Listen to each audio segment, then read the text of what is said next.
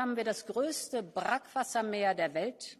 Nach Süden schließen sich europäische Tiefebenen an, die von großen Mooren und Feuchtgebieten geprägt waren und sind. Diese Regionen sind wichtige Verbündete gegen das Fortschreiten des Klimawandels. Geschützte Moore und Feuchtgebiete binden große Mengen an Treibhausgasen, sichern nationale Wasserkreisläufe, regionale Wasserkreisläufe und beheimaten eine einzigartige Biodiversität. Europa ist waldreich, von mächtigen Nadelwäldern im Norden und Osten über die letzten Urwälder von Eichen und Buchen in Mitteleuropa bis hin zu den Korkeichenwäldern Südeuropas liefern alle diese Wälder für uns nicht zu ersetzende Güter und Leistungen. Sie binden Kohlenstoff, sie liefern Holz und andere Produkte, sie erzeugen fruchtbare Böden, filtern Luft und Wasser. Biodiversität und Ökosystemleistungen sind für alle Menschen in Europa überlebensnotwendig. Der Verlust dieser Natur zerstört nicht nur die Lebensgrundlage, sondern auch das Heimatgefühl von Menschen. Wir müssen sie schützen.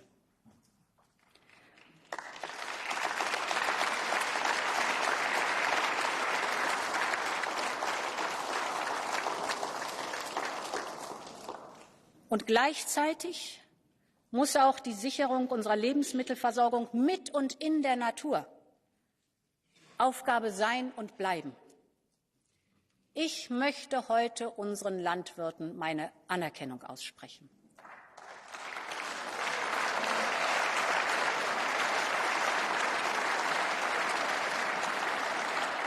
Meine Anerkennung und mein Dank dafür, dass Sie uns Tag für Tag mit Lebensmitteln versorgen. Gesunde Lebensmittel. Für uns in Europa ist diese Aufgabe der Landwirtschaft die Grundlage der Agrarpolitik. Und auch die Unabhängigkeit in der Lebensmittelversorgung ist uns wichtig. Das leisten unsere Landwirte. Das ist nicht selbstverständlich. Denn die Folgen der russischen Aggression gegen die Ukraine, der Klimawandel mit Dürren, Waldbränden und Überflutungen, aber auch neue Verpflichtungen prägen zunehmend die Arbeit der Landwirte und ihre Einkommenssituation. Wir müssen dem Rechnung tragen. Viele setzen sich schon heute für eine nachhaltigere Landwirtschaft ein. Wir müssen zusammen mit den Menschen in der Landwirtschaft diese neuen Herausforderungen bewältigen. Nur so können wir unsere Lebensmittelsicherheit auch in Zukunft absichern. Das heißt, wir brauchen mehr Dialog und weniger Polarisierung. Und aus diesem Grund möchten wir einen strategischen Dialog zur Zukunft der Landwirtschaft in der Europäischen Union starten. Denn ich bin und bleibe davon überzeugt, dass Landwirtschaft und Naturschutz zusammengehen können. Beides ist wichtig.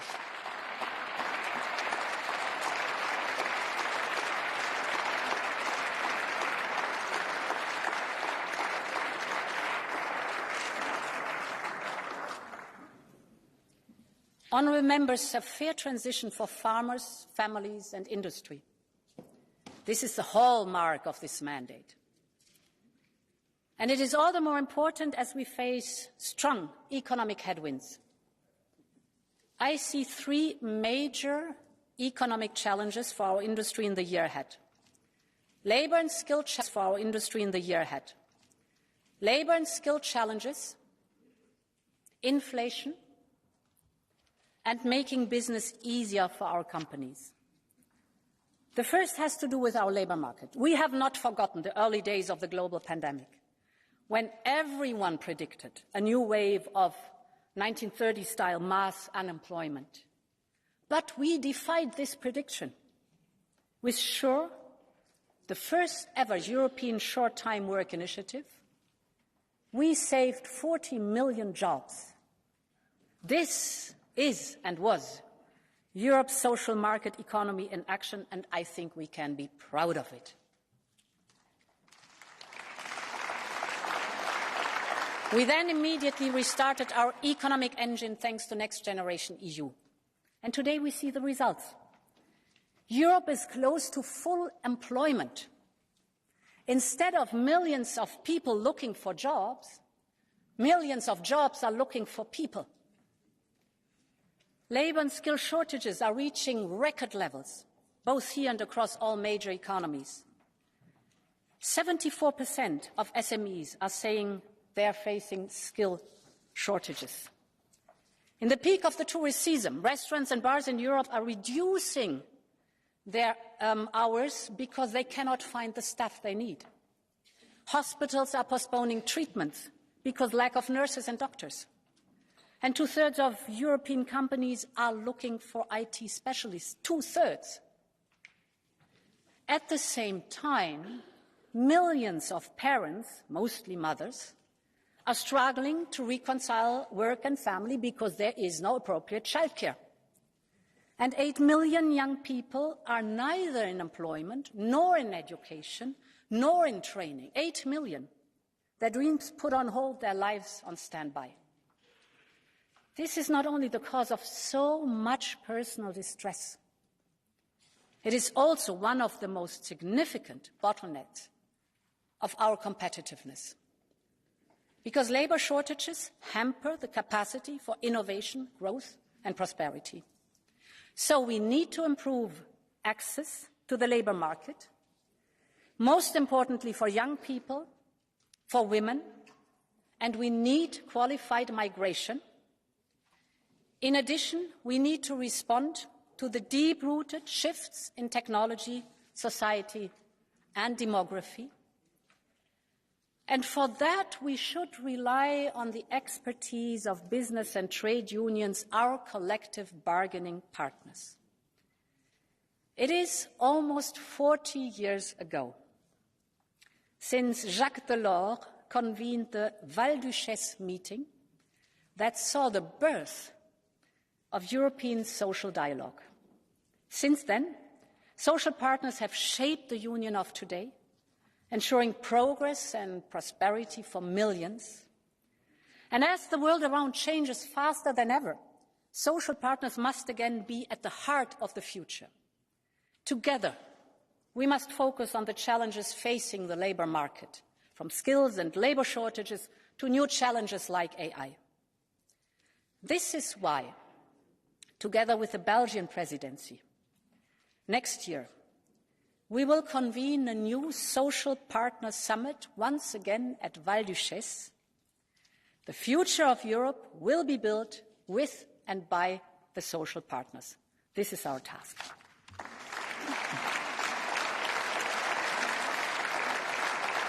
The second major economic challenge, persistent high inflation. Christine Lagarde and the European Central Bank are working hard to keep inflation under control.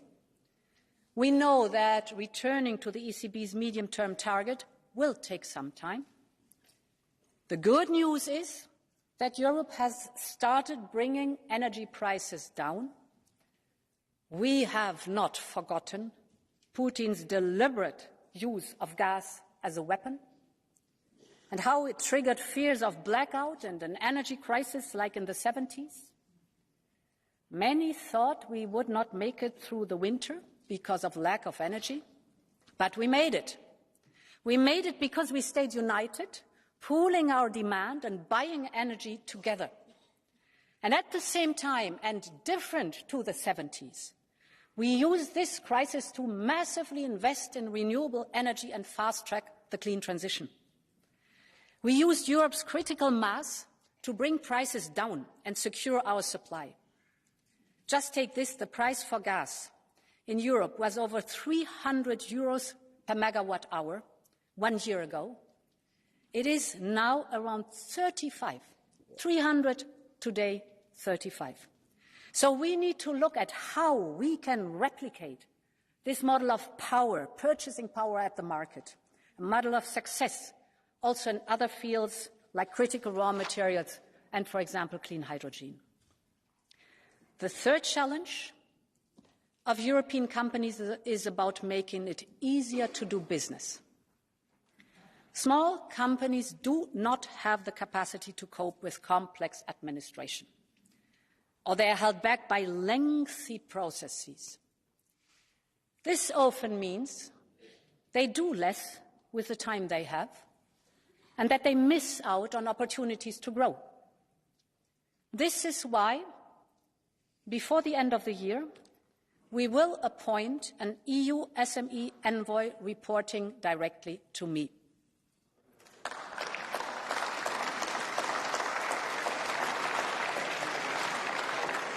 We want to hear directly from small and medium enterprises about their everyday challenges. For every new piece of legislation, we conduct a competitiveness check by an independent board. And next month, we will make the first legislative proposal towards reducing reporting obligations at the European level by 25%.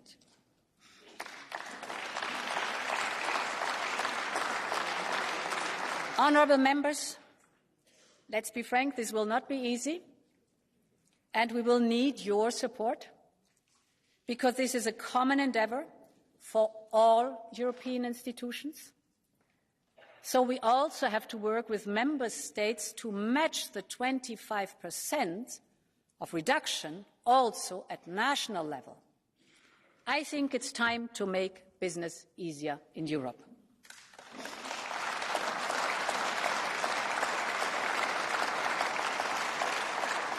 But European companies also need access to key technologies to innovate, develop and manufacture. And this is a question of European sovereignty, as the leaders underlined in Versailles.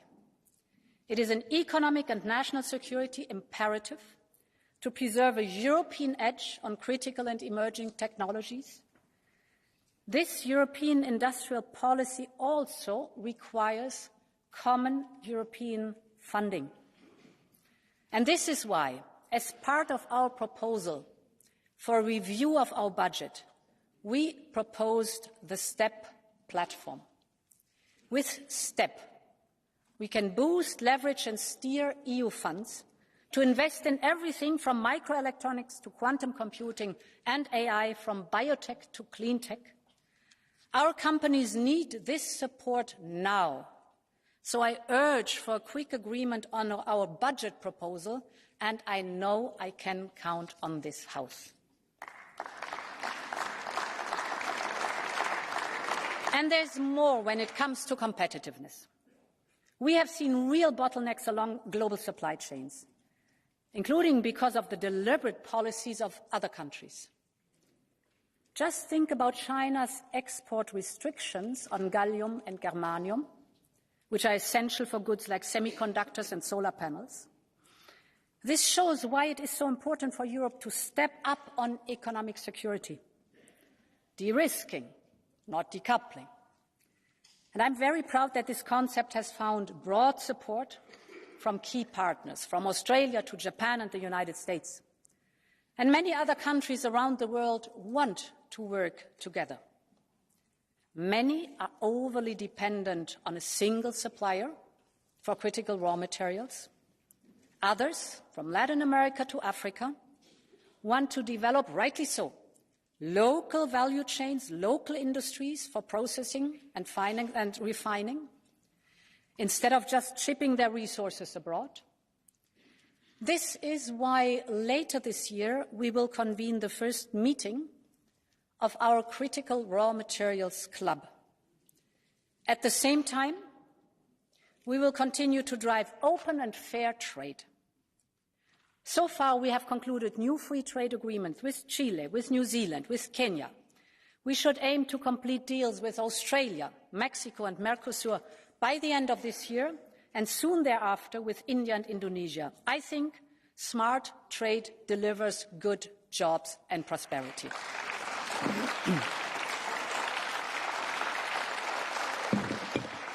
Honourable members, these three challenges, labour, inflation and business environment, come at a time when we are also asking industry to lead on the clean transition.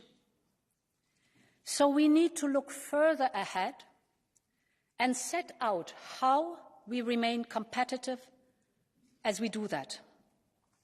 And that is why I have asked Mario Draghi, one of Europe's great economic minds, to prepare a report on the future of European competitiveness, because Europe will do whatever it takes to keep its competitive edge.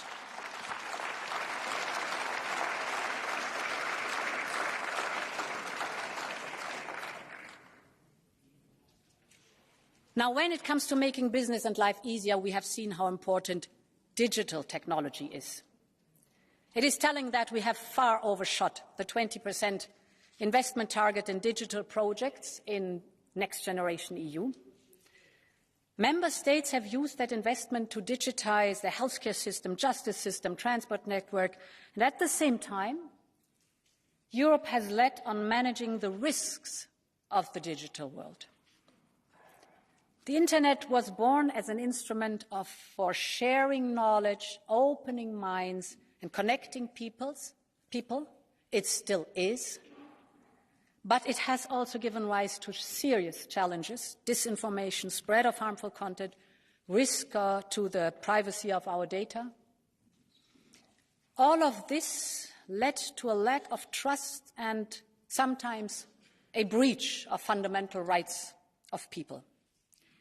In response, Europe has become the global pioneer of citizens' rights in the digital world. The DSA and DMA are creating a safer digital space where fundamental rights are protected. And they are ensuring fairness and clear responsibility for big tech. This is an historic achievement, and I think we should be proud of it.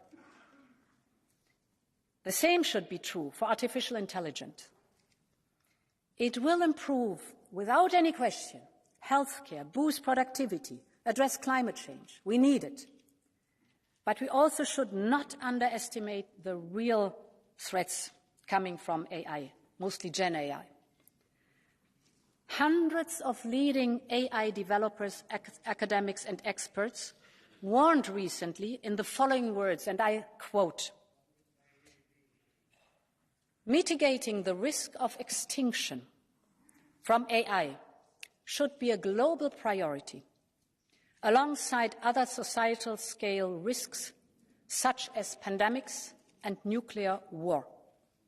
End of quote. AI is a general technology that is accessible, powerful, and adaptable for a vast range of uses, both civilian and military. And it is moving faster than even its developers anticipated. So we have a narrowing window of opportunity to guide this technology responsibly. And I believe Europe, together with partners, should lead the way on a new global framework on AI built on 3 pillars: guardrails, governance, and guiding innovation. First, guardrails. Our number one priority is to ensure AI develops in a human-centric, transparent, and responsible way. And this is why in my political guidelines I committed to setting out a legislative approach in the first 100 days. You remember we put forward the AI Act, the world's first comprehensive pro-innovation AI law. And I want to thank this House and the Council for the tireless work on this groundbreaking law. Our AI Act is already a blueprint for the whole work. We must now focus on adopting the rules as soon as possible and turn to implementation. The second pillar is governance. We are now laying the foundation for a single governance system in Europe. But we should also join forces with our partners to ensure a global approach to understanding the impact of AI on our societies. Now, think about the invaluable contribution of the IPCC for climate. This is a global panel that provides the latest science to policymakers. I believe we need a similar body for AI, on the risks and on its benefits for humanity. Yes, with scientists, but also tech companies and independent experts all around the world. This will allow us to develop a fast and globally coordinated response building on the work done by the Hiroshima process and others. And the third pillar is guiding innovation in a responsible way. Thanks to our investment in the last years, Europe has now become a leader in supercomputing, with 3 out of the 5 most powerful supercomputers in the world. So we need to capitalize on that. And this is why I can announce today a new initiative to open up our high-performance computers to AI startups that gives them the opportunity to train their models, but in a responsible way. But this will only be one part of our work to guide innovation. What we need is an open dialogue with those that develop and deploy AI. This dialogue happens already in the United States. As you know, 7 major tech companies have already agreed to voluntary rules around safety, security, and trust. It happens here, where we will work on AI companies, with AI companies, so that they voluntarily commit to the principles of the AI Act before it enters into force, because we cannot lose time anymore. So now we should bring all of this work together towards minimum global standards for safe and ethical use of AI. Our people deserve it.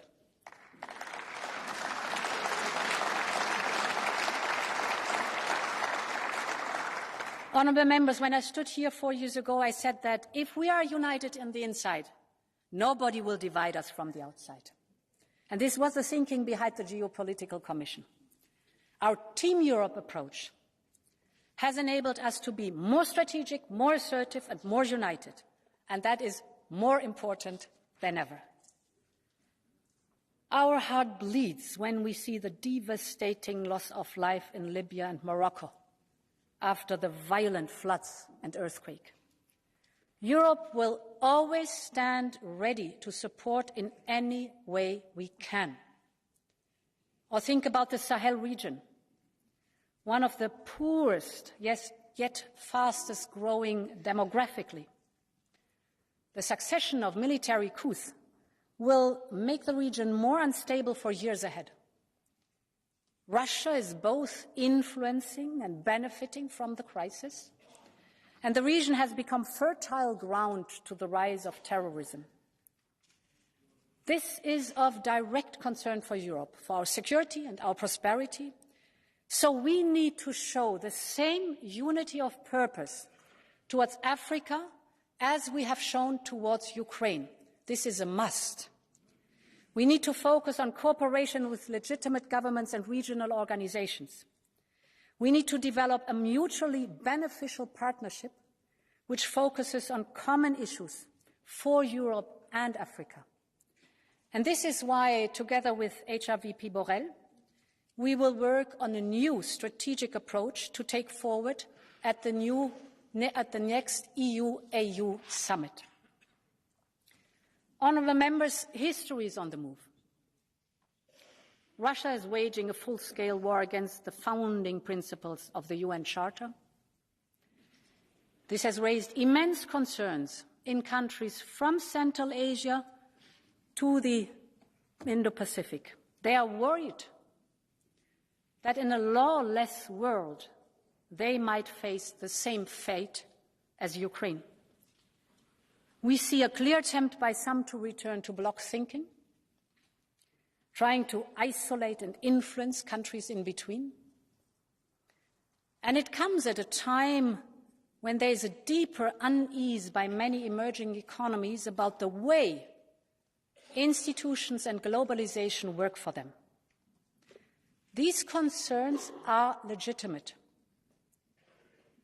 These emerging economies, with its people and natural assets, are essential allies in building a cleaner, safer, and more prosperous world. So Europe will always work with them to reform and improve the international system. We want to lead efforts to make the rules-based order fairer and make distribution more equal. This will also mean working with new and old partners to deepen our connections. And here, Europe's offer with Global Gateway is unique. Global Gateway is more transparent, more sustainable, and more economically attractive. Just last week, when I was in Delhi, we signed, I think, the most ambitious project of our generation, the India, Middle East, Europe Economic Corridor. It will be the most direct connection to date between India, the Arabian Gulf, and Europe, with a rail link that will make trade between India and Europe 40% faster, with an electricity cable and a clean hydrogen pipeline to foster clean energy trade between Asia, the Middle East, and Europe, and with a high-speed data cable to link some of the most innovative digital ecosystems in the world, and create business opportunities all along the way. These are state-of-the-art connections for the world of tomorrow, faster, shorter, cleaner. We need more of them.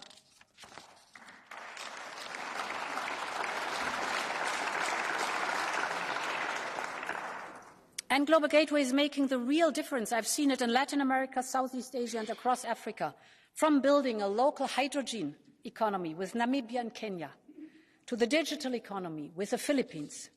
These are investments in our partners' economies, and their investment in Europe's prosperity and security in a fast-changing world.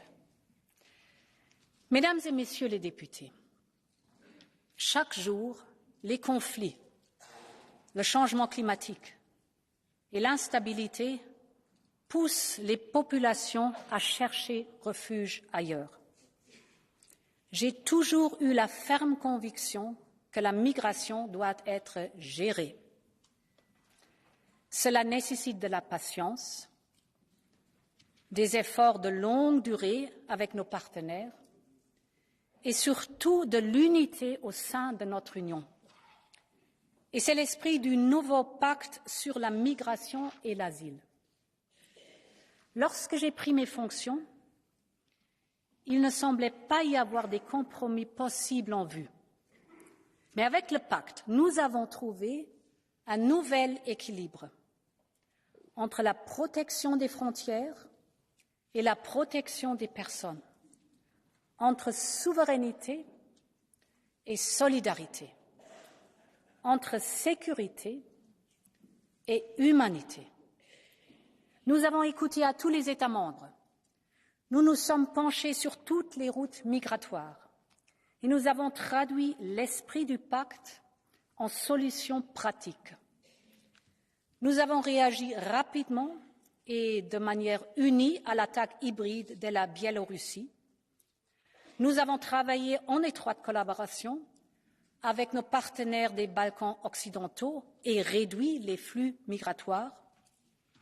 Nous avons signé avec la Tunisie un partenariat qui apporte des avantages mutuels au-delà de la migration, de l'éducation et compétences professionnelles à l'énergie et la sécurité.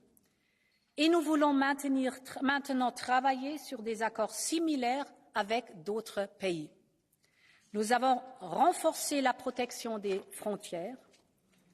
Les agences européennes ont augmenté leur coopération avec les États membres.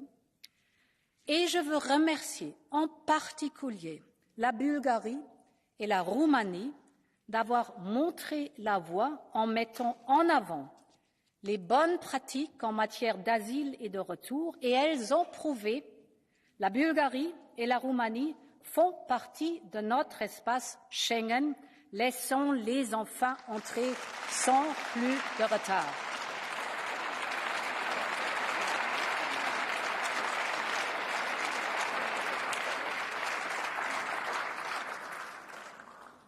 Mesdames et Messieurs, notre travail sur la migration se fonde sur la conviction que l'unité est à notre portée. Un accord sur le pacte n'a jamais été aussi proche. Le Parlement et le Conseil ont une occasion historique de le faire aboutir. Montrons que l'Europe peut gérer l'immigration avec efficacité et compassion. Finissons le travail.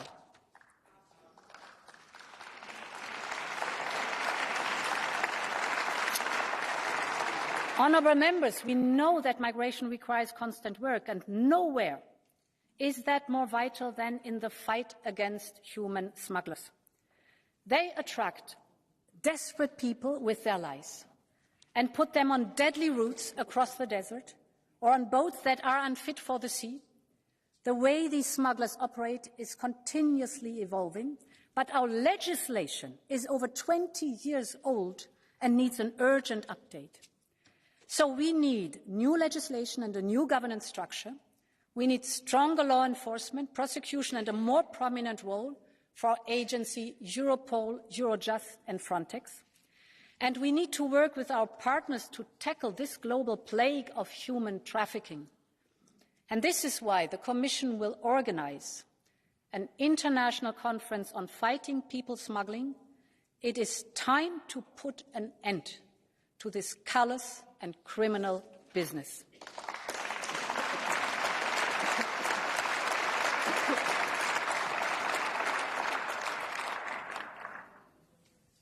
Honourable members, on the day when Russian tanks crossed the border into Ukraine, a young Ukrainian mother set off for Prague to bring her child to safety. When the Czech border official stamped her passport, she started to cry. Her son didn't understand, and he asked his mother why she was crying. She answered, "Because we are at home." "But this is not Ukraine," he said. So she explained, "This is Europe." On that day, that Ukrainian mother felt that Europe was her home. Because home, as she said, is where we trust each other. And the people of Ukraine could trust their fellow Europeans.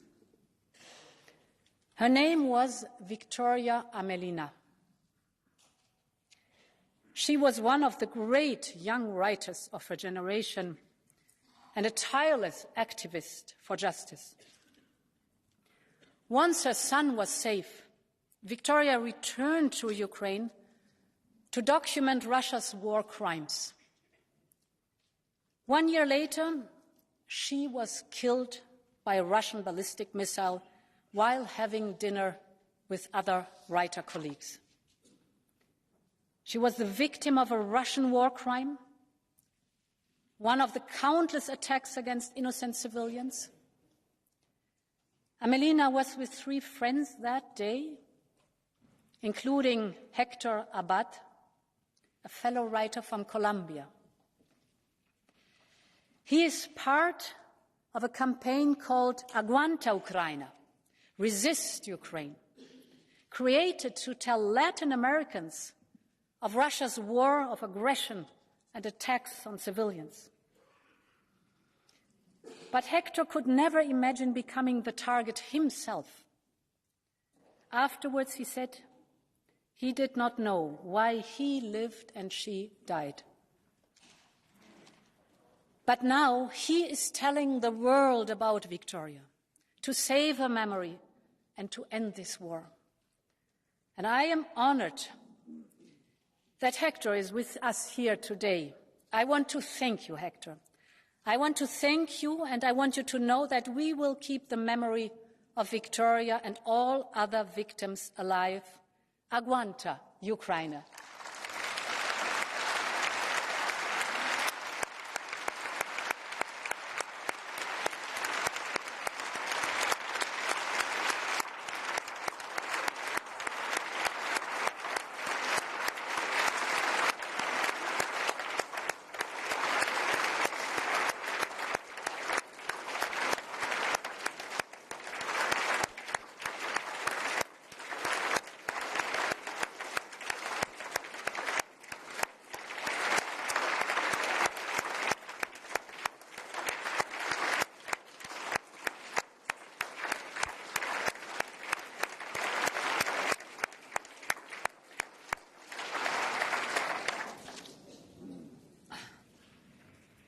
Honourable members, we will be at Ukraine's side every step of the way, for as long as it takes.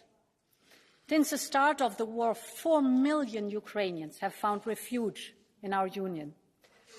And I want to say to them that they are as welcome now as they were in those fateful first weeks. We have ensured that they have access to housing, healthcare, the job market, and much more. And honourable members, this was Europe answering the call of history. And so I am proud to announce that the Commission will propose to extend our temporary protection to Ukrainians in the European Union. Our support to Ukraine will endure.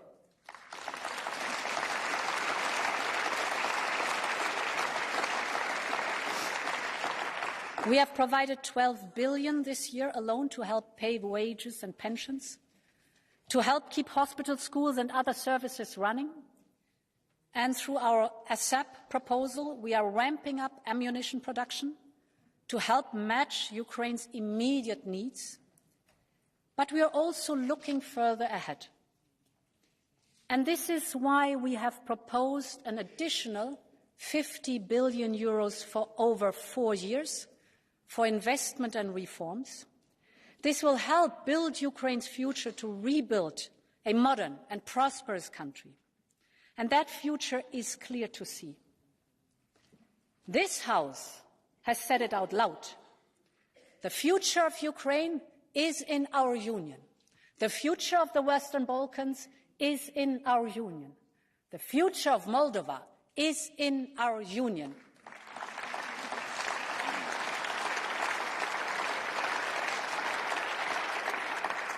And I know how important the EU perspective is for so many people in Georgia. Honourable members, I started by speaking of Europe's responding to the call of history. And history is now calling us to work on completing our union. In a world where some are trying to pick off countries one by one, we cannot afford to leave our fellow Europeans behind. In a world where size and weight matters, it is clearly in Europe's strategic interest to complete our union. But beyond the politics and geopolitics of it, we need to picture what is at stake. We need to set out a vision for a successful enlargement. A union complete with over 500 million people living in a free, democratic and prosperous union. A union complete with young people who can live, study and work in freedom. A union complete with vibrant democracies in which judiciaries are independent, oppositions are respected and journalists are respected. Because the rule of law and fundamental rights are always and will always be the foundation of our union in current and in future member states.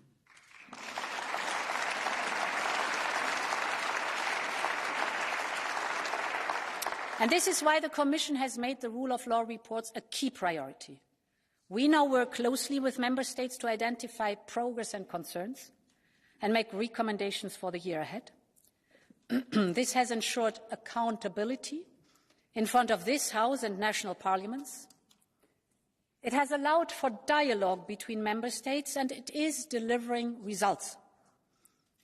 I believe that we can do the same for future member states. And this is why I'm very happy to announce that we will open the rule of law reports to those accession countries who get up to speed even faster. This will place them on an equal footing with member states and support them in their reform efforts. And it would help ensure that our future is a union of freedom, rights and values for all.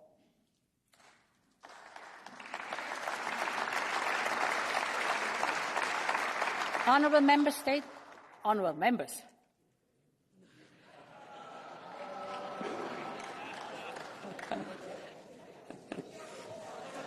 The next sentence is, this is on our shared interest.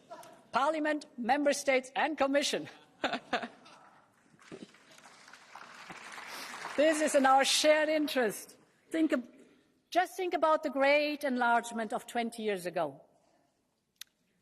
We called it the European Day of Welcomes.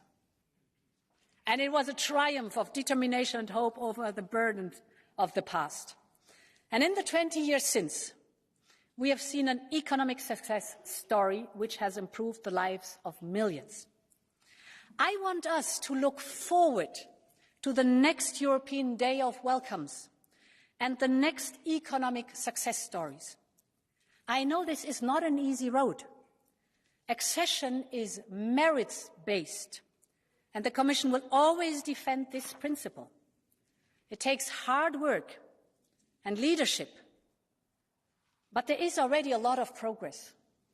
We have seen the great strides Ukraine has already made since we granted them candidate status. And we've seen the determination of other candidate countries to reform. So, honourable members, it is now time for us to match this determination. And that means thinking about how we get ready for a completed union. We need to move past old binary debates about enlargement. This is not a question of deepening integration or widening the union. We can and we must do both to give us the geopolitical weight and the capacity to act. And this is what our union has always done. Each wave of enlargement came with a political deepening. We went from coal and steel towards full economic integration. And after the fall of the Iron Curtain, we turned an economic project into a true union of people and states. I believe that the next enlargement must also be a catalyst for progress. We have started to build a health union at 27, and I believe we can finish it at 30 plus. We have started to build a European Defence Union by 27. I'm convinced we can finish it at 30 plus. We have proven that we can be a geopolitical union and showed that we can move fast when we are united. And I believe that Team Europe also works at 30 plus. Honourable member, I know this House believes the same. And the European Parliament has always been one of the main drivers of European integration. It has been so throughout the decades, and it is once again today. And I will always support this House and all of those who want to reform the European Union to make it work better for citizens. And yes, that means including through a European Convention and treaty change if and where it is needed.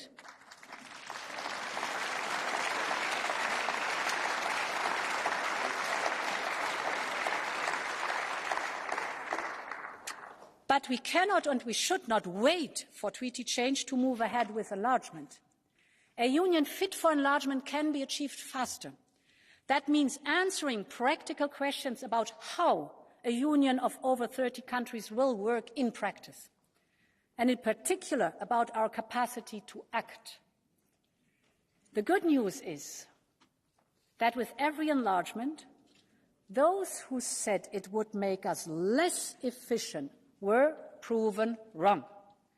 Take the last few years. We agreed on Next Generation EU at 27. We agreed to buy vaccines by 27. We agreed on sanctions in record times, also at 27. We agreed to purchase natural gas not only at 27, but already including Ukraine, Moldova and Serbia. So it can be done. But we need to look closer at each policy and see how they could be affected by a larger union. And this is why the Commission will start working on a series of pre-enlargement policy reviews to see how each area might need to be adapted to a larger union We will need to think about how our institutions would work, how the Parliament and the Commission would work. We need to discuss the future of our budget in terms of what it finances, how it finances it, and how it is financed. And we need to understand how to ensure credible security commitments in a world where deterrence matters more than ever. These are questions we must address today if we want to be ready for tomorrow. And the Commission will play its part. And this is why we will put forward our ideas to the leaders' discussion under the Belgian presidency. We will be driven by the belief that completing our union is the best investment in peace, security and prosperity for our continent. So it is time for Europe to once again think big and write our own destiny.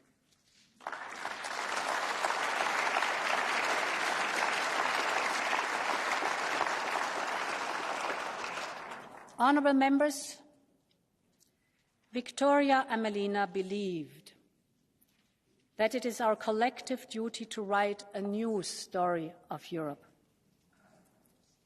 This is where Europe stands today, at a time and place where history is written. The future of our continent depends on the choices we make today, on the steps we take to complete our union. The people of Europe want a union that stands up for them in a time of great power competition, but also one that protects and stands close to them as a partner and ally in their daily battles. And we will listen to their voice. If it matters to Europeans, it matters to Europe. Think again about the vision and the imagination of the young generation I started my speech with.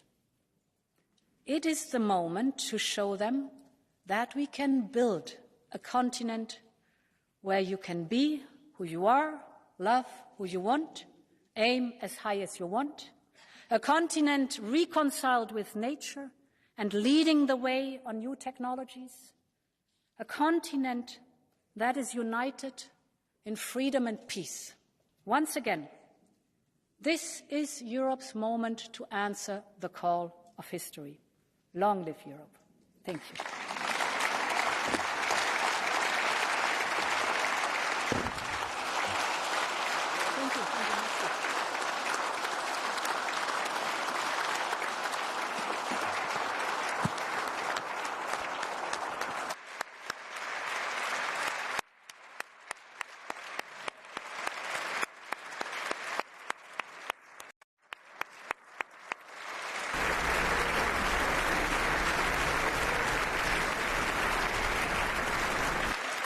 Thank you very much. Thank you very much, President von der Leyen. And now we move to the first reactions by the representatives of the political groups, starting with the EPP Group, Manfred Weber.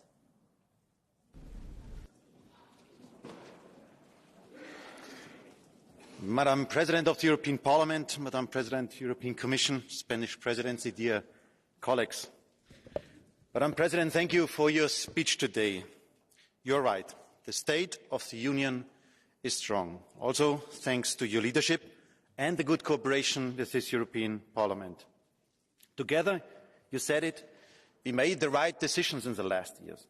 The decision on the European vaccines, not have first and second class Europeans, right. The decision on setting up a recovery fund, right. The decision to make Europe the front runner against climate change, right. The decision to stop EU funds if the rule of law is not respected, right. The decision on Brexit agreement, on sanctions against Russia, and the decision to support Ukraine and its accession to the European Union, right. Together we are stronger. That is the message we can deliver to European citizens. Dear Ratche, dear Stefan, I also want to thank you for our successful cooperation during these crucial moments. The political engine of Europe works. The von der Leyen majority made it possible. For us, Europe is people's home. We have to deliver for everyone and leave nobody behind. We must listen to the people's concerned, not lecture them. And we have to build up bridges and not deepen the divisions in our society. And set people's priorities for Europe. I want to speak today about 3 EPP priorities. First, this week the European Commission lowered the economic outlook. And inflation is hitting all Europeans hard, the poorest even harder. That's the biggest social question today. We need growth, we need jobs, we need decent incomes, we need prosperity, we need a strong industry.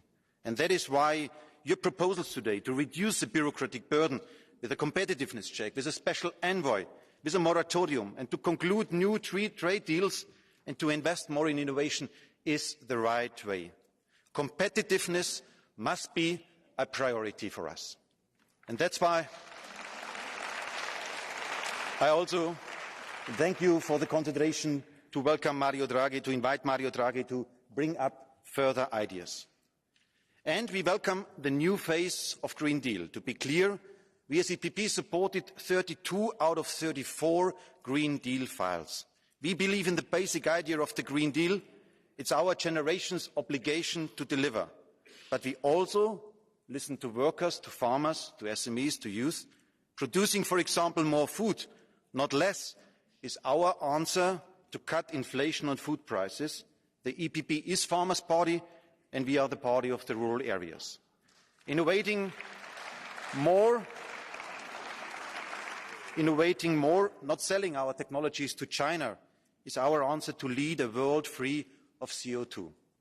We want a European Green Deal, not a Chinese one. We don't want to see, as you said, Chinese electric vehicles benefiting from our ambitious climate approach.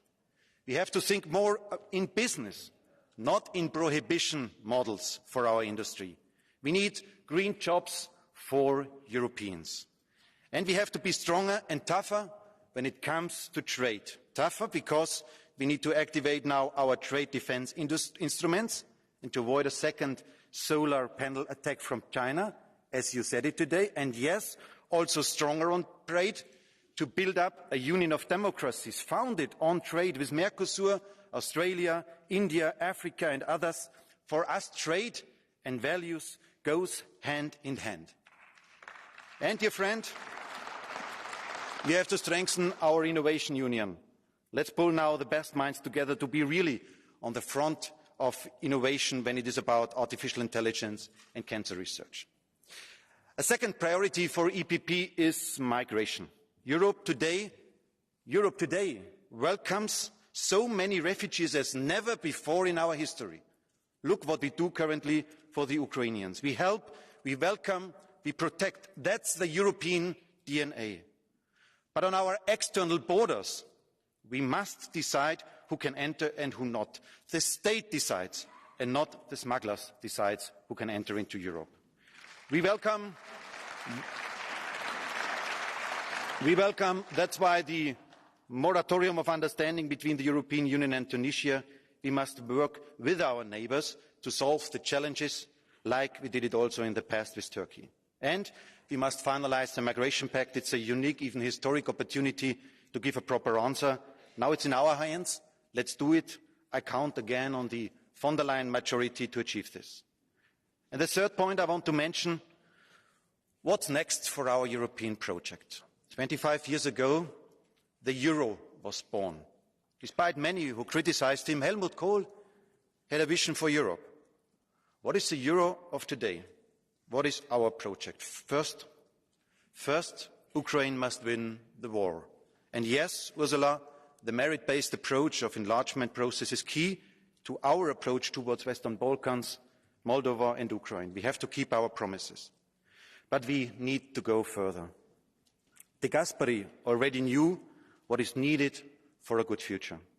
That is why he burst into tears when they told him in 1954 that the European defence community was rejected.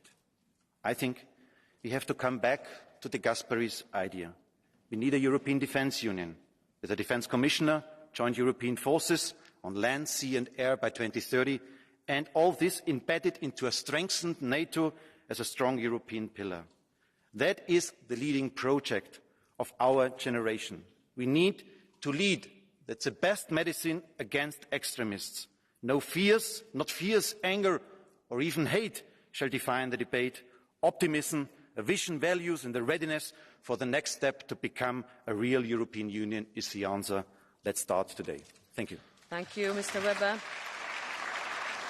I now invite Irache Garcia Perez on behalf of the S&D Group to take the floor. 5 minutes.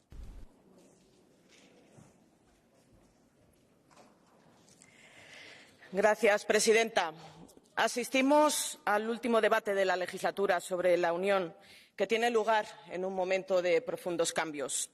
Presidenta Von der Leyen, comisarios, comisarias, gracias por su capacidad de diálogo para alcanzar consensos.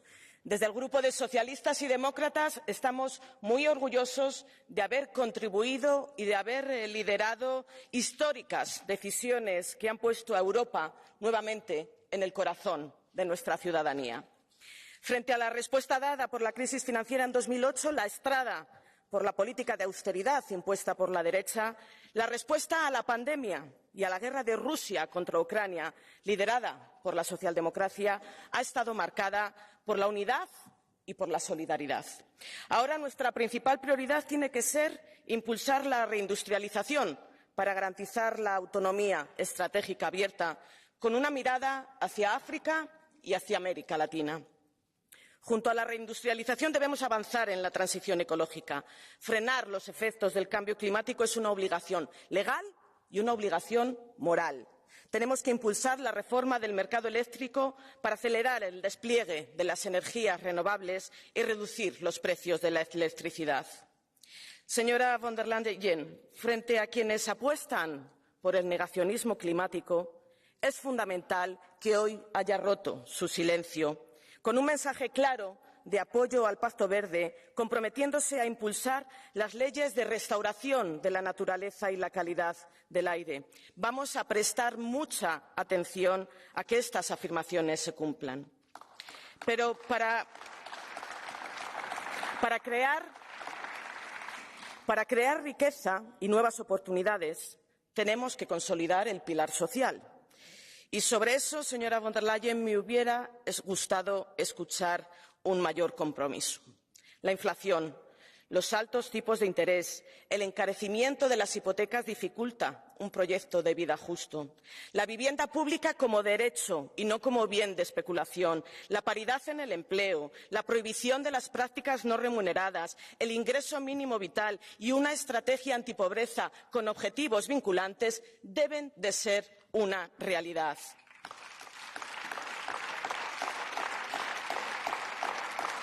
Y también debemos proteger a las mujeres que sufren la violencia de género. Señora Von der Leyen, comparto su afirmación sobre el no es no, por supuesto que sí. Y ahora ha llegado el momento de dar un paso adelante e incorporar la violencia contra las mujeres en la lista de delitos de la Unión Europea. Nuestra lucha por la justicia es irrenunciable, porque la cohesión social no solo dignifica a las personas, sino que nos permite actuar con peso y con voz en el mundo. Hoy estamos unidos frente al agresor. Putin es un criminal que pasará sus últimos días en un tribunal internacional, y la Comisión debe presentar sin más retraso una propuesta para invertir los activos rusos congelados en la reconstrucción de Ucrania. Estamos unidos, pero no caigamos en la autocomplacencia. Ha llegado el momento de reforzar la unidad de la Unión Europea. Tenemos que agilizar la toma de decisiones hacia una mayoría cualificada, y también debemos seguir apoyando al resto de países de nuestra vecindad que quieren unir su destino al de la Unión Europea. Y a la vez que afrontamos los principales desafíos, necesitamos dar solución a otros retos que marcarán el futuro de Europa. El Pacto de Migración y Asilo para evitar la pérdida de vidas en el Mediterráneo. Y permítanme decir aquí una cosa, señora Von der Leyen. El dinero de los contribuyentes europeos no puede terminar en los bolsillos de gobiernos que están atacando los derechos fundamentales de las personas.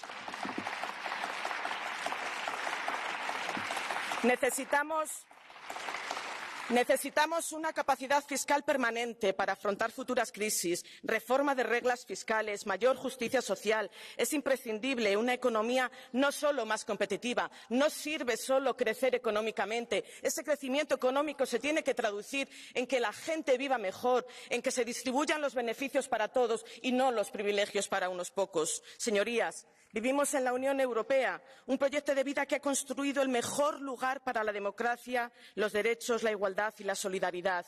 Y hoy la alianza de la derecha y la extrema derecha representa el fracaso rotundo que va hacia la involución. Señor Weber, en política es fundamental ser coherente, y ser coherente significa que las palabras vayan acorde con los hechos. Usted no puede apelar y referirse a la mayoría Von der Leyen y luego sumar sus votos a la extrema derecha para conformar gobiernos y para conformar mayorías en este Parlamento. Eso no se puede hacer. Pero no hay marcha atrás. No hay marcha atrás. Seguiremos construyendo una Unión próspera, abierta e integradora. Una Unión orgullosa en su pluralidad y su diversidad. Una Unión que abraza el Estado de Derecho, firme en la lucha por la igualdad y la justicia social. Una Unión de tolerancia y progreso. Siempre hay tiempo para un sueño. Hace 70 años, Europa soñó su mejor destino y lo hizo realidad. Hoy, un año más, vivimos ese sueño. Sigamos haciéndolo realidad. Muchas gracias. I give the floor now to the President of the Renew Group, Stéphane Séjourné, for 4 minutes. Allez-y. Merci Madame la Présidente, chers collègues. Cette session plénière sur l'état de l'Union n'est pas comme les autres, c'est la dernière de la mandature, c'est la dernière avant les élections européennes. Vous l'avez dit Madame la Présidente, ces 4 dernières années ont été parmi les plus marquantes de l'histoire récente de la construction européenne. Et Renew Europe est fier d'avoir été en responsabilité pendant cette période. Renew Europe est fier d'avoir été utile au sein d'une coalition qui n'était pas évidente, mais qui a rassemblé les pro-européens de bonne volonté. Je voudrais également remercier les groupes qui ont travaillé à des majorités, des fois différentes, à droite et à gauche, des fois coordonnées en format Von der Leyen, avec les critiques qu'a formulées ma collègue. Mais nous avons réussi à avancer. Avancer en coordination, avancer pour l'Europe. Et si je veux résumer l'état d'esprit de mon groupe, nous sommes fiers du bilan commun. Nous souhaitons que ces derniers mois soient utiles à l'image de ces 4 dernières années. Mais Renew Europe est aussi lucide sur certaines priorités. Et certaines priorités de mon groupe, nous n'y sommes pas encore. J'y reviendrai à la fin de mon intervention, Madame la Présidente. Si je commence par les éléments positifs, je considère que l'Europe a été utile à nos concitoyens, plus que jamais dans cette période. Elle a été là dans la pandémie, elle a été là face à l'agression russe en Ukraine pour unir les Européens. L'Europe est là pour les générations futures. Le Green Deal fait de l'Europe le continent le plus exemplaire en matière de transition écologique. Nous n'avons pas à avoir l'écologie honteuse. Je ne connais aucune autre chambre parlementaire dans le monde qui a pris des décisions aussi courageuses qu'elles nous avons prises ces 4 dernières années sur ce sujet. Nous sommes là pour nos travailleurs, nos entreprises. La réindustrialisation du continent est désormais une réalité enclenchée au nom de notre souveraineté, de nos emplois, du pouvoir d'achat. Nous sommes là pour chacun de nos concitoyens sur leurs droits. Le Far West numérique est désormais régulé par des lois européennes. L'indépendance de nos médias sera bientôt garantie par une législation spécifique. Nous sommes là pour la sécurité collective et le fondement d'une défense commune. Et sur tous ces sujets, nous irons jusqu'au bout. Je pense notamment au Green Deal. Si je continue sur ce qui nous reste à faire, vous l'avez dit également, Madame la Présidente, il faut trouver une solution durable pour les questions migratoires. Cela fait partie des textes que nous devons finaliser. Avec le paquet énergie, avec une réponse industrielle européenne, ces 9 derniers mois, je le répète, devront être utiles. Et sur un autre domaine, je me félicite que vous ayez également entendu mon groupe. Être utile ne veut pas dire réguler pour réguler. Nous devons réduire la bureaucratie sur nos citoyens, sur nos entrepreneurs. Être utile, c'est aussi investir à la hauteur de nos objectifs. Investir à la hauteur de nos objectifs. Les transitions vertes et digitales ne seront réussies que si nos lois sont simples, intelligibles et financées. Madame la Présidente, pour terminer, un sujet qui fâche, mon groupe, vous le savez, nous sommes déterminés à défendre le modèle démocratique. Je mesure le travail qui a été fait par nos commissaires. Je me tourne également sur les représentants du Conseil. En tant que colégislateur, nous avons vu que des fois ça traînait des pieds du côté des chefs d'État et de gouvernement. L'Europe ne répond pas encore aux appels désespérés des juges polonais et hongrois, de la presse indépendante, de la société civile. Je reste sidéré quand des procureurs italiens changent des états civils d'enfants et donc retirent des droits à des mères parce qu'elles sont lesbiennes. Mon groupe appelle toujours à toujours plus d'efficacité, toujours plus de simplicité, toujours plus de réformes. Nous savons que l'unanimité est un poison. Rendez-vous compte, l'ampleur de notre soutien ukrainien dépend aujourd'hui de Viktor Orban. Notre solidarité commune. Madame la Présidente, nous refusons le basculement de l'Europe, nous refusons l'urbanisation de notre continent. C'est un réel danger, pas seulement sur le plan de vue politique, mais aussi sur le point de vue économique et social, le risque de corruption endémique, le risque de voir des communautés prises pour cible. Le contraire de notre ADN européen en somme, je dirais même le contraire de notre projet civilisationnel pour notre Europe. Madame la Présidente, vous vouliez une commission géopolitique, vous l'avez évoqué dans votre discours. Elle a été, par le gré de l'histoire, bien plus que cela. Mais attention, les démocraties meurent rarement des menaces extérieures, elles meurent souvent des menaces intérieures. À nous, démocrates, d'agir à temps. Merci pour votre discours. Nous partageons l'essentiel et que ces 9 prochains mois soient utiles. Merci. Merci. I give the floor now to the co-president of the Green Group, Philippe Lamberts, for 6.5 minutes. Dear President von der Leyen, dear colleagues, it's not without emotion, having been in this Parliament for 14 years, that I'm taking part today in my last State of the Union debate. For 10 years, I witnessed a European Union blinded by economic orthodoxy, deaf to the social and climate emergencies. But 2019 marked a turning point.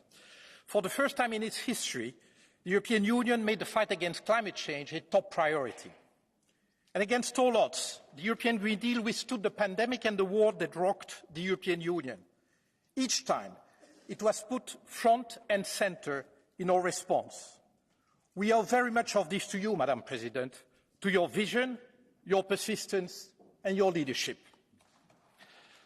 Unsurprisingly, those who never embraced the European Green Deal in the first place are now calling for a pause, a moratorium, to weaken its ambition in the name of protecting our competitiveness, if you see what I mean. To them, I say this. We are not above nature. Humanity is part of nature. Whether we like it or not, there are limits to what our planet can take and to what it can give. Respecting those limits is not the Greens' hobby horse. It is a question of survival. And this struggle for survival, all too many European citizens are now seeing firsthand. Can you imagine a Greek firefighter walking away from the raging inferno? Or a rescue worker, when floods hit Slovenia, say, let's take it easy? No. They are giving everything they have to get these climate events under control. We owe it to them and to every citizen caught up in the extremes unleashed by climate change to act with all we have. We have waited for too long. So stand firm, Madam President. We cannot content ourselves with just implementing what has already been decided, which in itself is not enough to meet the 1.5-degree warming target. So much remains to be done. Instead of carbon sinks, our agriculture and our forestry have become net carbon emitters. Our land, water and air are so polluted by forever chemicals, heavy metals, fine particles, plastics, that they are causing massive death and disease. And this leads to a collapse in biodiversity which endangers our lives and livelihoods. But as you said, Madam President, the ecological transition is not just a necessity. It is the single biggest economic opportunity for Europe. Shying away from it would make us followers, also rants, condemned to import the solutions we need from the rest of the world. The key to competitiveness, dear colleagues, is for our economies to embrace the green transition, to support entrepreneurs who want to lead it, and to ditch the rent seekers. This is the surest route to EU prosperity. La viabilité politique du Green Deal européen dépendra cependant de notre capacité à demander plus à ceux qui ont le plus et moins à ceux qui ont le moins. Car s'il y a des limites à ce que nous pouvons faire subir à la planète, il y en a tout autant aux injustices que nos sociétés peuvent tolérer. Crise financière, crise de l'euro, pandémie, guerre en Ukraine, crise énergétique, ce sont à chaque fois les citoyens ordinaires qui passent à la caisse, pendant que les détenteurs de capitaux accumulent sans relâche. Même Christine Lagarde le dit, le gros de l'inflation actuelle est dû au gonflement abject, mon adjectif, des profits des grandes entreprises. Vous m'objecterez sans doute, Madame la Présidente, que les grands leviers de la justice sociale et fiscale sont du ressort des États membres, et c'est vrai. Mais si par le passé la Commission européenne a su pousser nos gouvernements à adopter des réformes injustes, elle peut tout autant aujourd'hui les inciter à faire ce qui est juste. Elle dispose moins de moyens d'action directs. Prenons le cas du logement. La plupart des jeunes ne savent plus se loger dans les villes où ils travaillent. En cause, la spéculation causée par la financiarisation du secteur immobilier. Bonne nouvelle, la régulation financière est une compétence de l'Union. Qu'attendez-vous donc pour agir sur ce front explosif? Pas plus que la nature, les biens communs ou l'énergie, le logement ne peut être un simple actif financier laissé aux aléas du marché.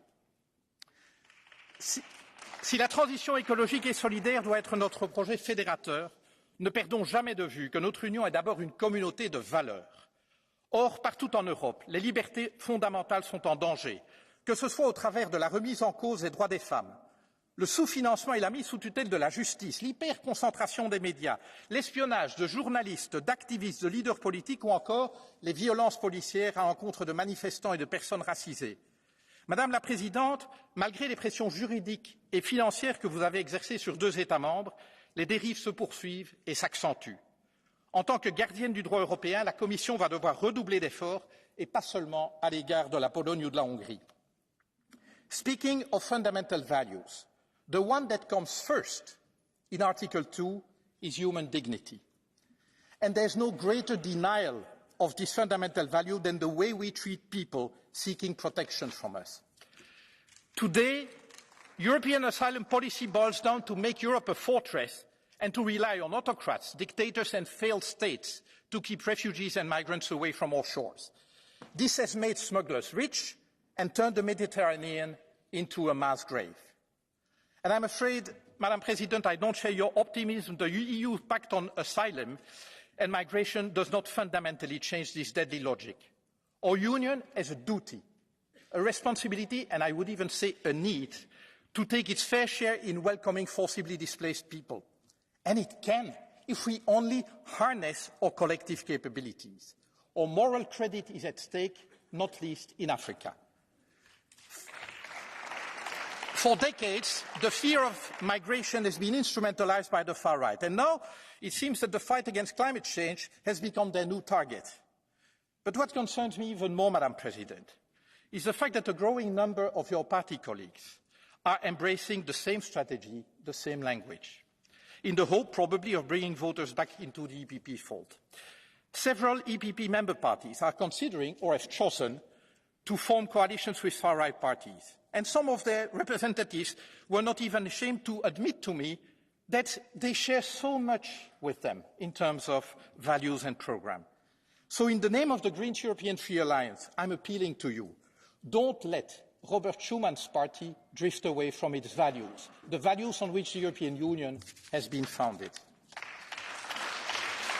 Chers collègues, et c'est ma conclusion, la pandémie et la guerre sur fond de bouleversements climatiques ont convaincu la majorité de nos concitoyens que ce n'est qu'ensemble que nous, Européens, pourrons relever les défis de ce siècle. L'Union européenne a retrouvé crédit à leurs yeux Au point que même ceux ici, ils sont plus très nombreux d'ailleurs, même ceux ici qui plaidaient la sortie de leur pays n'oseraient plus le faire ouvertement aujourd'hui. À nous de consolider cet acquis en gardant le cap et en nous assurant que les efforts seront justement répartis. C'est à ce prix que notre Union sera un espace de paix et de liberté, à la prospérité à la fois partagée et durable. Nos concitoyens, et en particulier une jeunesse légitimement anxieuse de son avenir, n'en attendent pas moins de nous. Sachons susciter et garder leur confiance. Je vous remercie. Thank you. I give the floor now to Richard Legutko for 5 minutes on behalf of the ECR Group. Madam President, ladies and gentlemen, is the EU in better shape today than, shall we say, 20 years ago? The answer is emphatic no. To paraphrase Shakespeare's Hamlet, something is rotten in the state of the Union. There is more than ever instability, conflict, tension and uncertainty. Let me quote a recent issue of The Economist. Inflation remains hot. Officials are increasingly worried by the cloudy growth outlook. The bloc is facing recession, unquote. It is to your credit, Madam President, that you initiated and continue the sanctions against Russia. But again, one cannot be all too happy. Before the invasion, the Commission did not dare to do something about the German-Russian energy alliance. Through this refusal to act, the Commission bears some responsibility for the depth of the energy crisis. The migration policy has been a failure. Despite the Commission's hustle and bustle and fiery rhetoric, the people smuggling business is thriving, and the disintegration of the social fabric continues. In Western Europe, the number of thefts, robberies and rapes has soared. About 30 rapes for 100,000 inhabitants in France and Belgium, compared to less than 2 in my country.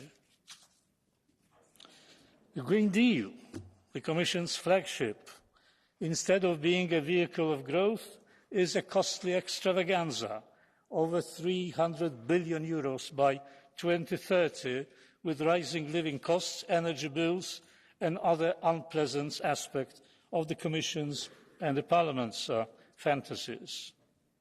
The Commission has been unsurprisingly silent on this matter. The last sinister fantasy is the nature restoration law. The curator of these harmful reveries, Mr. Timmermans, has taken a convenient exit and seeks his luck in national politics. I hope Dutch voters will give him what he deserves. Another financial extravaganza has been the common debt of 800 billion euros by 2026. We already know the predictions were erroneous. The cost of all this will be at least twice as high. The EU budget is in shambles, minus 66 billion euros as of today. You apparently calculated that the markets would have had more trust in the financial credibility of the EU than that of the member states. Unfortunately, you mistook the EU propaganda for the real thing. And finally, politics. When I compare the past Commission with yours, I see a continuous slide towards oligarchy, with a growing disregard for any restraints the treaties stipulated. The Commission turned into a partisan machine, meddling in national politics, trying to topple the governments they don't like. You yourself, Madam President, threatened the Italian voters before the elections. Let me quote you: "If things go in a difficult direction, we have tools," you said. Let me remind you, you don't have any tools to interfere with the democratic process of the nation state. Mr. Lukashenko has such tools. You don't.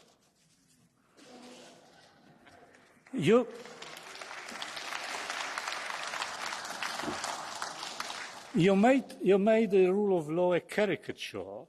There is an old proverb, physician, heal thyself. Heal thyself, Madam President.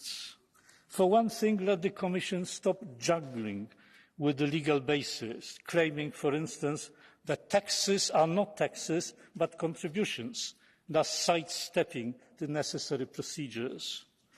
And perhaps start by providing all the documents relevant to the vaccines deal, including the text messages.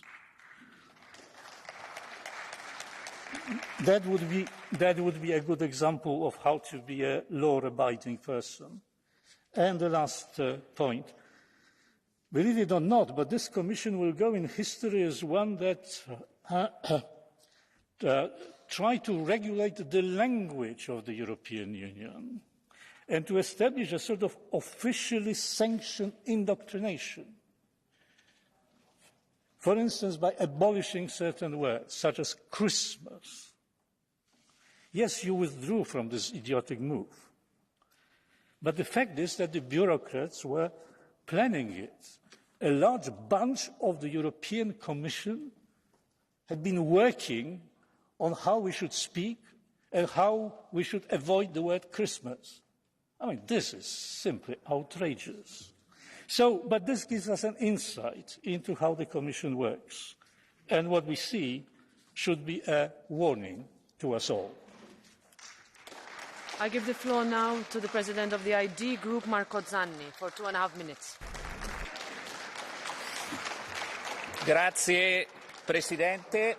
Presidente von der Leyen, non è che mi aspettassi i fuochi d'artificio dal suo discorso, che mi è parso più un manifesto elettorale che lancia la campagna per la sua riconferma alla Presidenza, però sinceramente sono un po' disarmato nel pensare che le armi che lei ci ha annunciato in risposta alle crisi che oggi i cittadini europei stanno vivendo siano tutto quello che la Commissione Europea ha in programma di fare nei prossimi mesi. E vado a snocciolare punto per punto quelli che sono stati i temi che lei ha sollevato, a partire dal Green Deal. Oggi abbiamo un'occasione storica, perché serve meno ideologia e più pragmatismo nel fare questa transizione. E con la dipartita del commissario Timmermans lei ha l'occasione di rimettere questa transizione su un binario davvero giusto, partendo da delle considerazioni che devono essere dette chiaramente. Quando parliamo di cambiamento climatico non è l'Unione Europea il problema non sono i nostri agricoltori, il problema non sono le nostre imprese, il problema non sono i nostri proprietari di immobili. Ci vuole davvero meno ideologia e più pragmatismo, altrimenti l'unico vincitore di questa transizione non sarà l'ambiente, non saranno i cittadini europei, ma sarà la Cina, e ne abbiamo le avvisaglie. E passo a questo punto. Lei ha annunciato che la Commissione ha intenzione di agire su questo problema con un'investigazione contro i sussidi.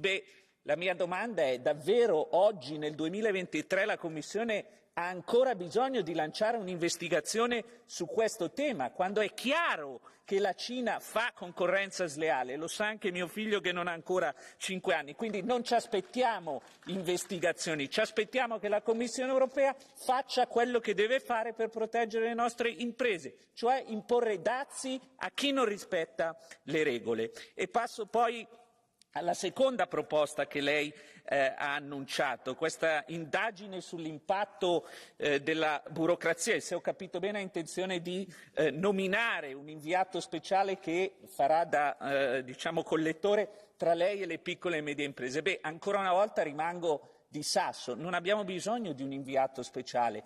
Questi, gli eletti di quest'Aula, sono gli inviati speciali.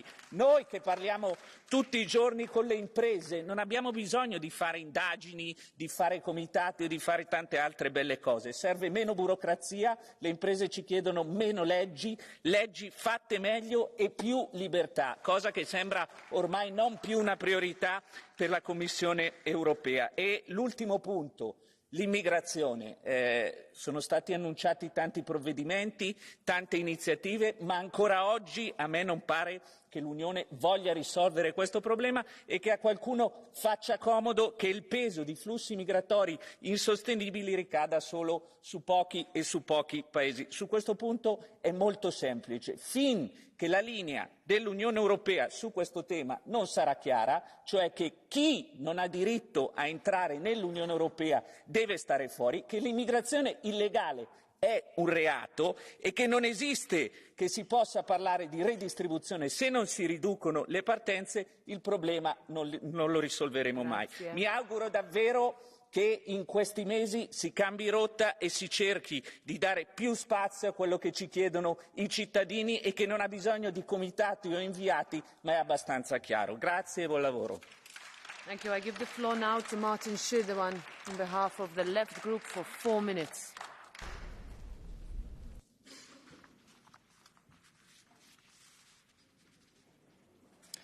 Vielen Dank, Frau Präsidentin. Politischer Erfolg bemisst sich ja nicht in schönen Sonntagsreden, Frau von der Leyen, sondern in der Lebensrealität der Mehrheit der Menschen.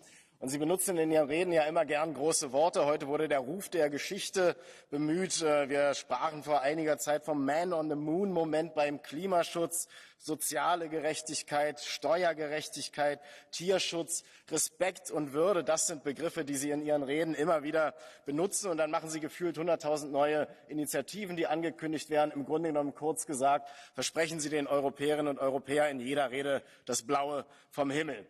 Aber die Realität sieht anders aus. Ein einfacher Arbeiter in der EU hat im letzten Jahr allein ca. 4% Reallohnverlust hinnehmen müssen.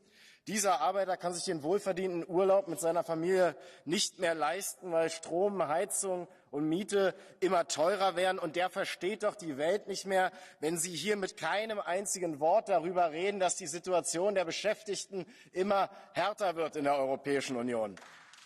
Die alleinerziehende Mutter empfindet das Gerede von der Wettbewerbsfähigkeit der europäischen Wirtschaft. Und darüber müssen wir diskutieren. Aber die alleinerziehende Mutter empfindet dieses Gerede als den reinen Zynismus, weil sie tagtäglich darum kämpft, dass mittlerweile während ihrer Präsidentschaft um 34% teurer gewordene Lebensmittel zu kaufen, um ihre Kinder zu ernähren. Und Sie haben nichts gegen die Lebenshaltungskostenkrise gemacht. Sie haben keine Preisdeckel eingezogen. Sie haben die Spekulation nicht verhindert. Sie haben sie nicht beendet. Sie haben der Preistreiberei keinen Riegel vorgeschoben und Sie haben keine nachhaltige Übergewinnsteuer eingeführt. Und die Situation ist derzeit, dass, und die Zahlen sind die jüngsten Zahlen, 95 Millionen Menschen in der Europäischen Union von Armut bedroht sind. Das ist doch die Bilanz, an der Sie sich messen lassen müssen. Und ich habe einen Rentner in meinem Wahlkreis in Ostdeutschland getroffen, der bekommt eine monatliche Rente von 660 € ausgezahlt, nachdem er sein Leben lang hart geschuftet hat. Das ist zum Leben zu wenig und zum Sterben zu viel. Und so geht es jedem vierten Rentner in der Europäischen Union, der seinen Lebensabend nicht in Würde verbringen kann und so viele Lichtjahre von einem Lebensabend in Würde entfernt ist wie diese Europäische Kommission von der Lebensrealität der meisten Menschen. Aus dem Haus Europa, in dem alle ein Zuhause haben sollten, ist für viele mittlerweile eine abgewirtschaftete Bruchbude geworden. Und das ist auch Ihre politische Verantwortung, Frau von der Leyen. Ihr Man on the Moon stürzt längst im freien Fall ohne Fallschirm auf den harten Boden der Realität. Und was machen Sie? Sie rüsten auf. Da steht meine Fraktion dagegen. Und gegen jede wirtschaftliche Vernunft halten Sie am kaputten Energiemarkt fest und an der europäischen Schuldenbremse und pflegen Steueroasen. Aber wir reden hier doch nicht über Guerilla Gardening, sondern darüber, dass auch in der Zukunft Sie wieder eine Spar- und Kürzungspolitik fortsetzen wollen und damit trotz all der schönen Worte, die Sie hier heute verloren haben, Zukunftsinvestitionen, die Stärkung der öffentlichen Daseinsvorsorge und auch den Kampf gegen Armut effektiv verhindern. Das grenzt doch mittlerweile an politische Realitätsverweigerung. Und die Leute sind zu Recht wütend, denn zur selben Zeit, während sie von Existenzsorgen geplagt werden, machen die großen Konzerne, Energieunternehmen, Lebensmittelkonzerne, Wohnungskonzerne und vor allem aber die Rüstungsindustrie immer weiter ihre obszönen Profite. Und ich frage mich, Frau von der Leyen, wie Sie nachts manchmal, und Sie nehmen es nicht persönlich, nachts manchmal überhaupt noch schlafen können. 11.000 Menschen sind seit 2020 an den EU-Außengrenzen gestorben. 8 Tote an jedem einzelnen Tag. Und Sie reden dann hier von Ihrem Migrationspakt, reden von Respekt und Würde und von Humanität. Frau von der Leyen, Abschiebelager, zerstörte Familien, die Militarisierung der Grenzpolizei und tödliche Pushbacks haben rein gar nichts mit Respekt und Würde zu tun. Also hören Sie auf mit Ihren Sonntagsreden. Machen Sie endlich eine Politik für die Mehrheit der Menschen. Dieser Kommission mangelt es an Respekt gegenüber der Lebenssituation der normalen Leute. Und wer ein Europa will, das sozial gerecht, demokratisch, ökologisch und friedlich ist, der muss sich der Politik dieser Kommission entgegenstellen und es den Reichen und Konzernen nehmen. Vielen Dank. Thank you very much. Next is Tiziana Beghin for 1 minute, and I am closing the list for requests for catch the eye. Grazie Presidente. Presidente von der Leyen, in questi 4 anni lei ha dimostrato di essere più una maratoneta che una velocista e questo in politica è un merito. Mi permetto però un suggerimento. Anche in questo ultimo anno di lavoro continui a perseguire unicamente il bene comune ed il futuro dell'Unione Europea e non ascolti le sirene che provengono dalle capitali europee. Il nostro ed il suo traguardo non sia il Consiglio europeo del giugno 2024, ma il 2050, data in cui dobbiamo raccogliere i frutti delle politiche di oggi. Per il Movimento 5 Stelle l'Europa non deve prendere a modello l'austerity del 2011-2012, ma il Next Generation del 2020. Il patto di stabilità non può dunque essere il copia e incolla degli errori del passato, ma deve diventare il trampolino di lancio per un'Europa più verde, più tecnologica, più sociale e più giusta. Presidente, la guerra in Ucraina è la principale minaccia al futuro e alla vita dei cittadini europei. Fermiamola. Solo diplomazia e dialogo potranno riportare la pace nel nostro continente, non le armi. Grazie. I give the floor now back to the President of the European Commission, Ursula von der Leyen, for 5 minutes. Thank you very much. Thank you very much for the replies and the discussion that we have started here together.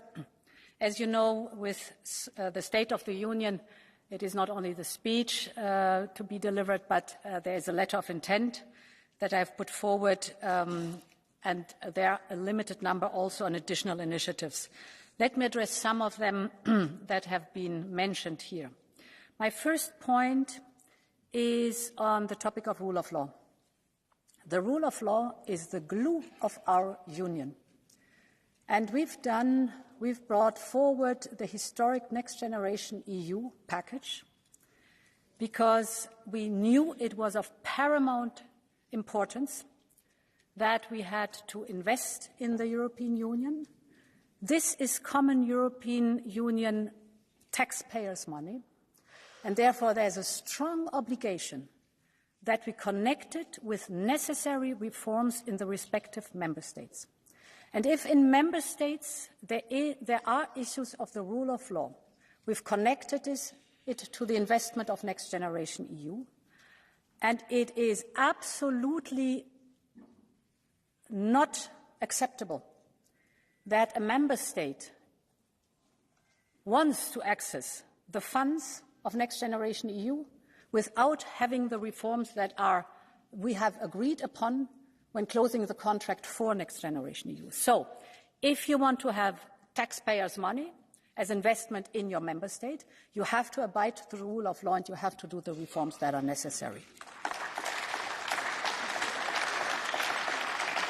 Second point on our defence capabilities. First of all, let me one step backwards.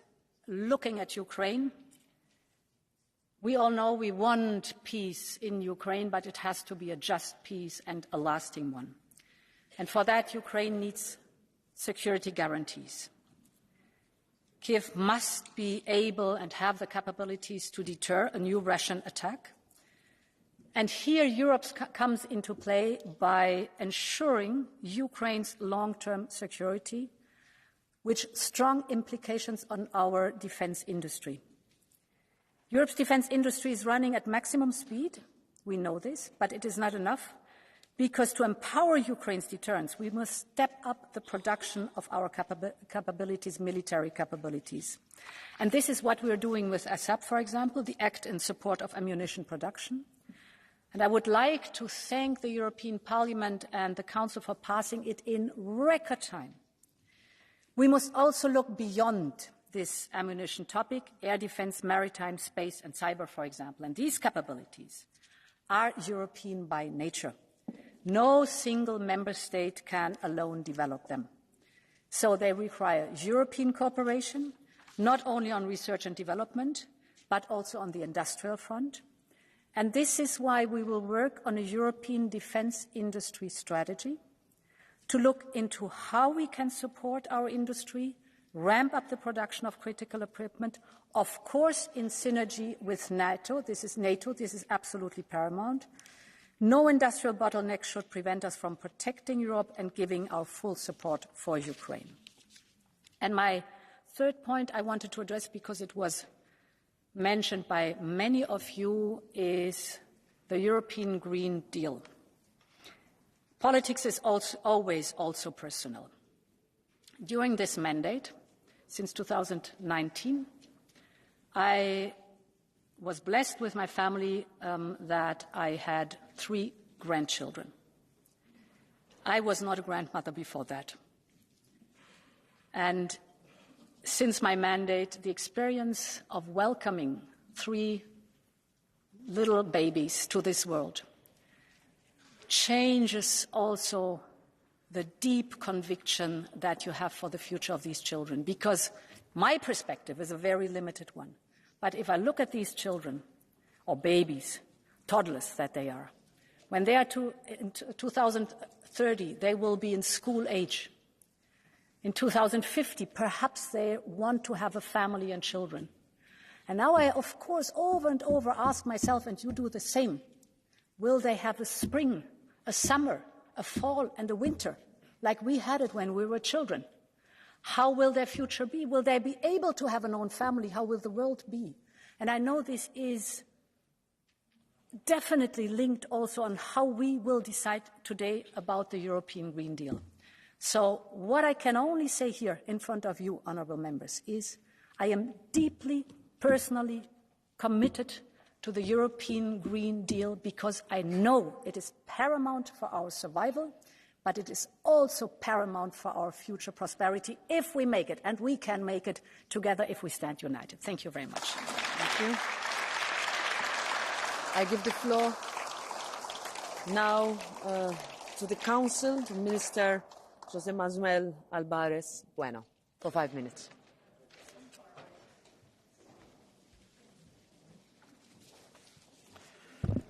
Señora Presidenta, Presidenta de la Comisión Von der Leyen, señorías, eurodiputadas y eurodiputados del Parlamento Europeo, señoras y señores, comparezco hoy en nombre del Consejo en la Casa de la Democracia Europea, el Parlamento Europeo.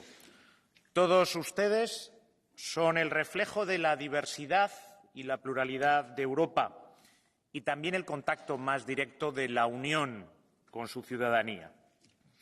Y quiero agradecer en primer lugar a la Presidenta Von der Leyen su discurso y su liderazgo a lo largo de toda la legislatura.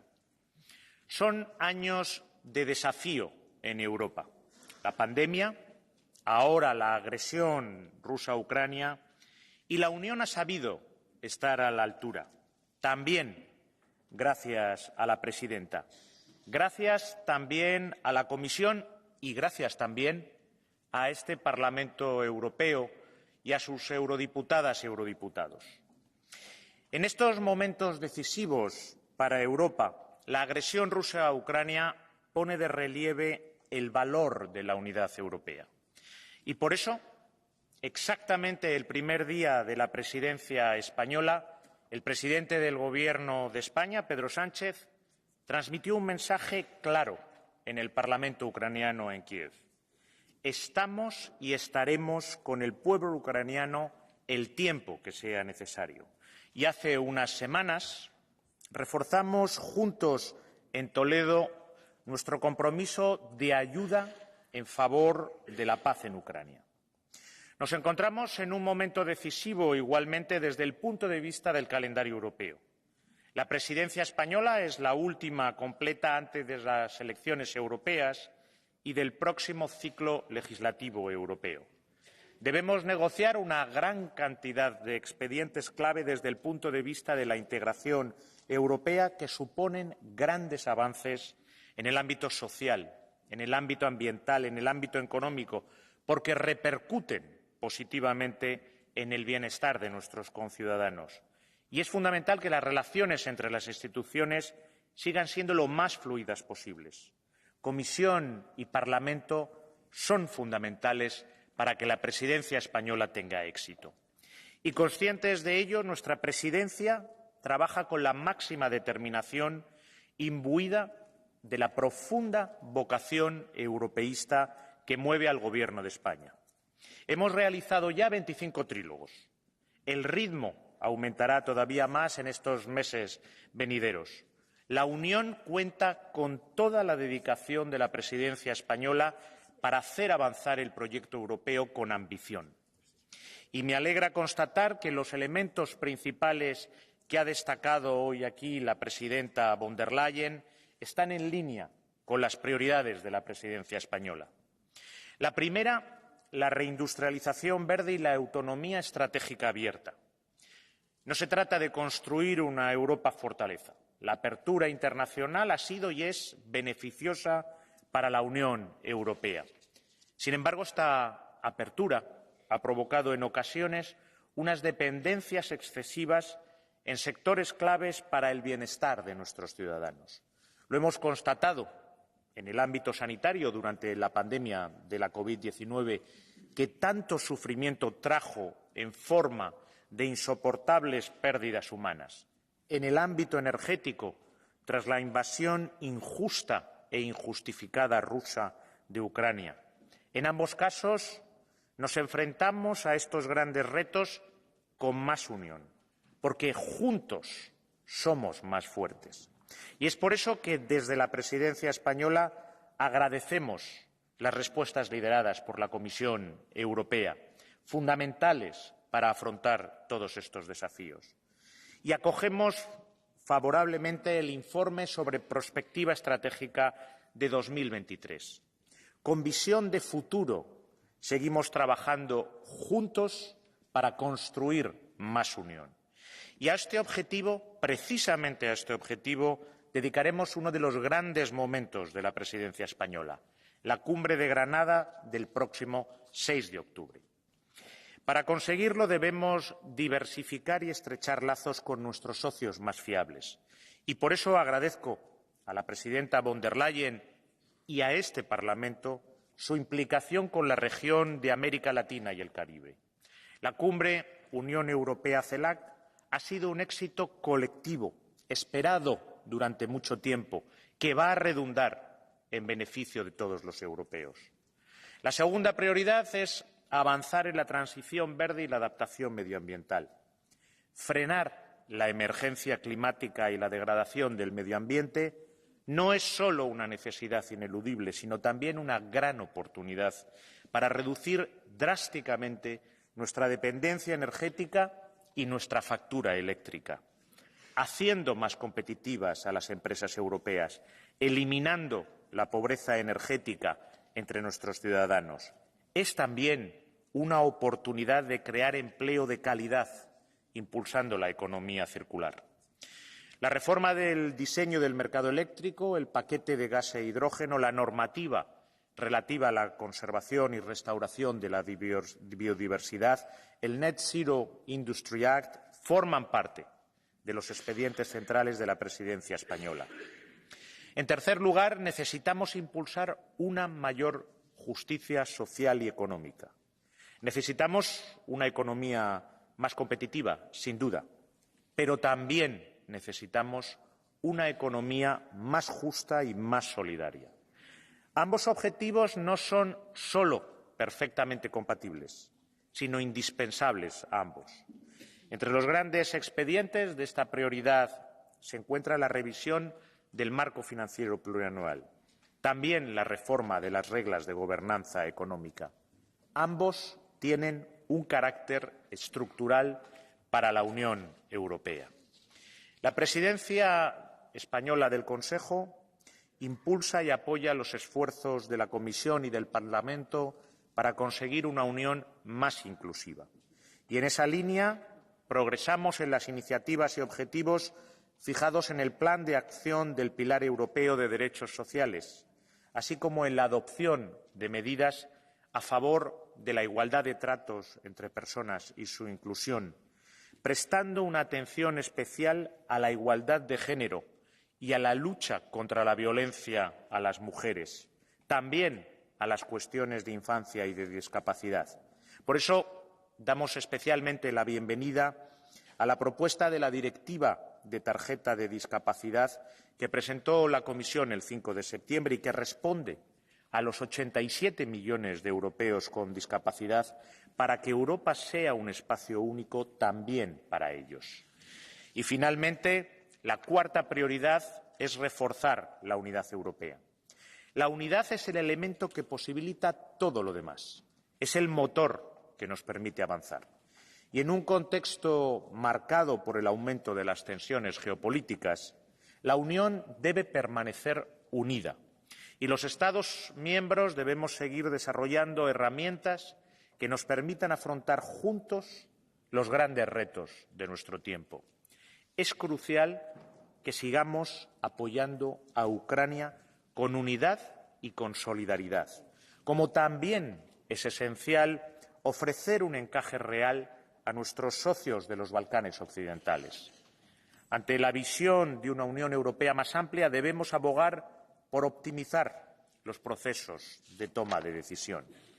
Debemos ser capaces de acordar también una gestión más eficiente y coordinada de los procedimientos de migración y asilo, una gestión de flujos migratorios que sea humana, ordenada, solidaria y responsable. No podemos resignarnos a que el Mediterráneo sea año tras año el cementerio de cientos, miles de personas. Tampoco podemos renunciar al control de nuestras fronteras. Señora Presidenta de la Comisión, señorías, la Presidencia española está firmemente convencida de que el futuro y el bienestar de todos los europeos solo puede pasar por una Unión más unida, más fuerte, más social, más sostenible y más cercana a los ciudadanos. Pueden contar con nuestro total compromiso para seguir haciendo de la Unión un proyecto de futuro en el que quepamos todos y todas, en el que todo europeo pueda reconocerse, en el que nadie se quede atrás. La Presidencia española quiere, en suma, encarnar los valores europeos en beneficio de nuestros ciudadanos. Muchas gracias, Presidenta, por su discurso. Sigamos trabajando juntos para que Europa avance. Muchas gracias. I give the floor now to Esther de Lange for 1.5 minutes. Thank you.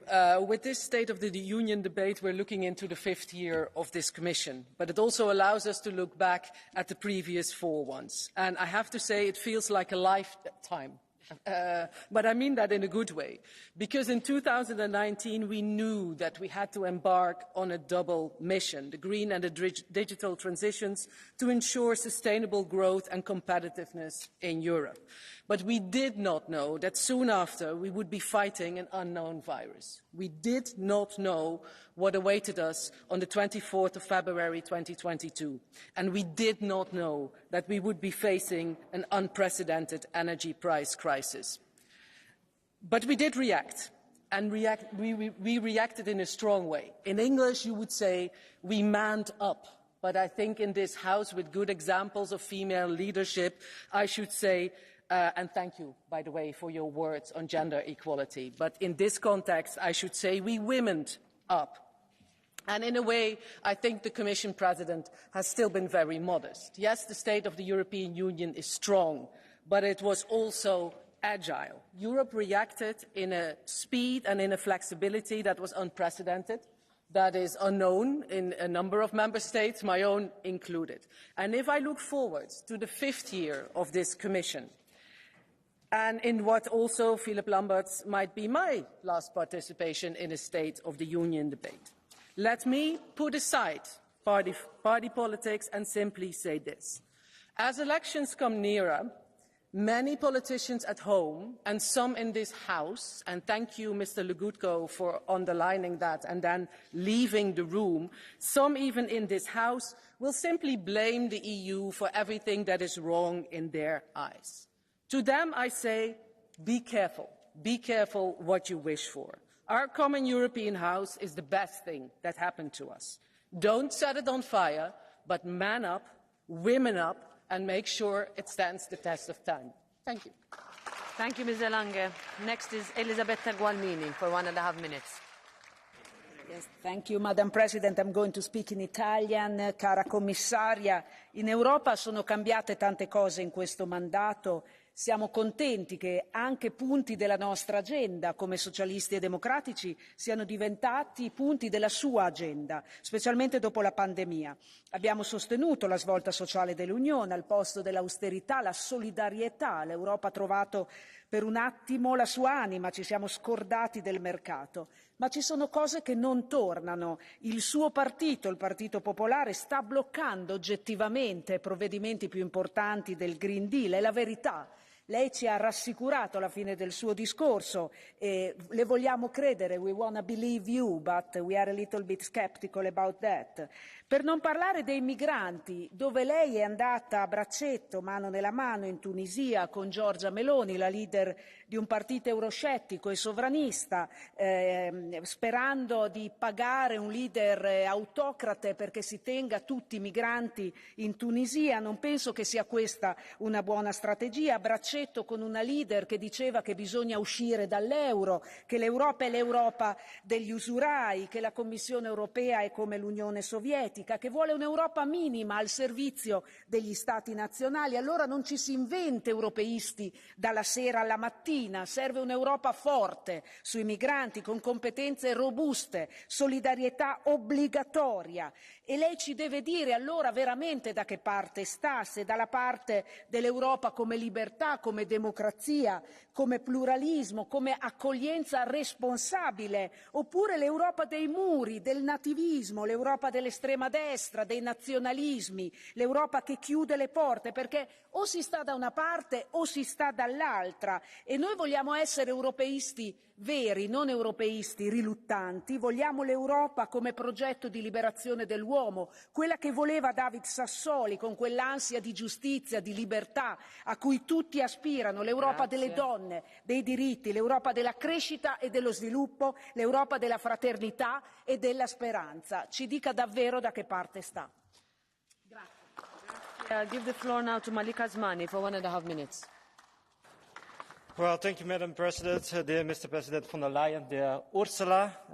First, I would like to express my deepest sympathy to the Moroccan and Libyan people who have been impacted by a massive earthquake and a flood. I expect also that our Union to continue to help them to overcome this tragedy. Dear President, 1 more year to go, and together we have achieved a lot in the last 4 years that for some reason feel like also much longer. My message to you today is, and I know you would agree, do not rest on your laurels. There is more work and less time. If you ask me, this term cannot be successful without quick results from the EU-Tunisia deal. Finishing the Migration Pact, continuous and increased support to Ukraine. We cannot back down in our support for the brave Ukrainian people. And finally, our economy. We need to boost our competitiveness, focus on our industry and small and medium-sized enterprises, and provide access to critical raw materials and enhance our defense capabilities. People throughout Europe continue to struggle with inflation. Energy prices are not predictably stable, and the cost of living continue to rise. This means that where we spend our money on and how is under immense scrutiny. We know the populists will exploit this. We cannot allow them to do so. Dear President, we only have a few months before the elections to show that this term was your best term so far.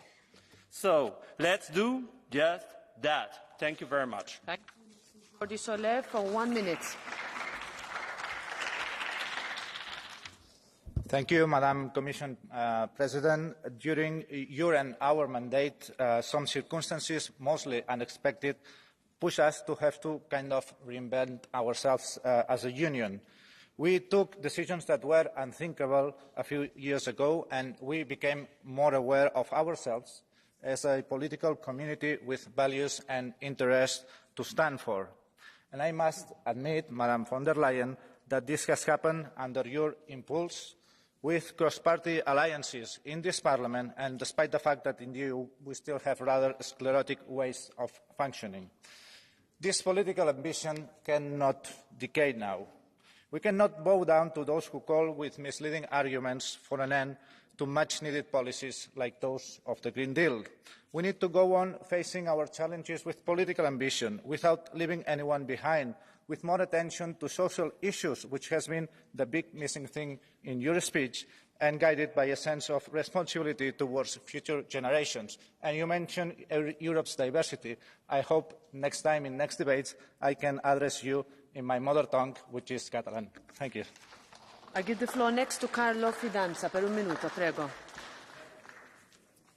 Grazie Presidente. Presidente von der Leyen, abbiamo ascoltato una sorta di manifesto elettorale, in parte condivisibile, in parte no, in parte in estremo ritardo. Ecco le nostre priorità per i prossimi mesi. Occorre riformare la governance economica, mettendo al centro crescita e investimenti, interrompendo i continui insensati rialzi dei tassi da parte della BCE che non abbattono l'inflazione ma causano recessione.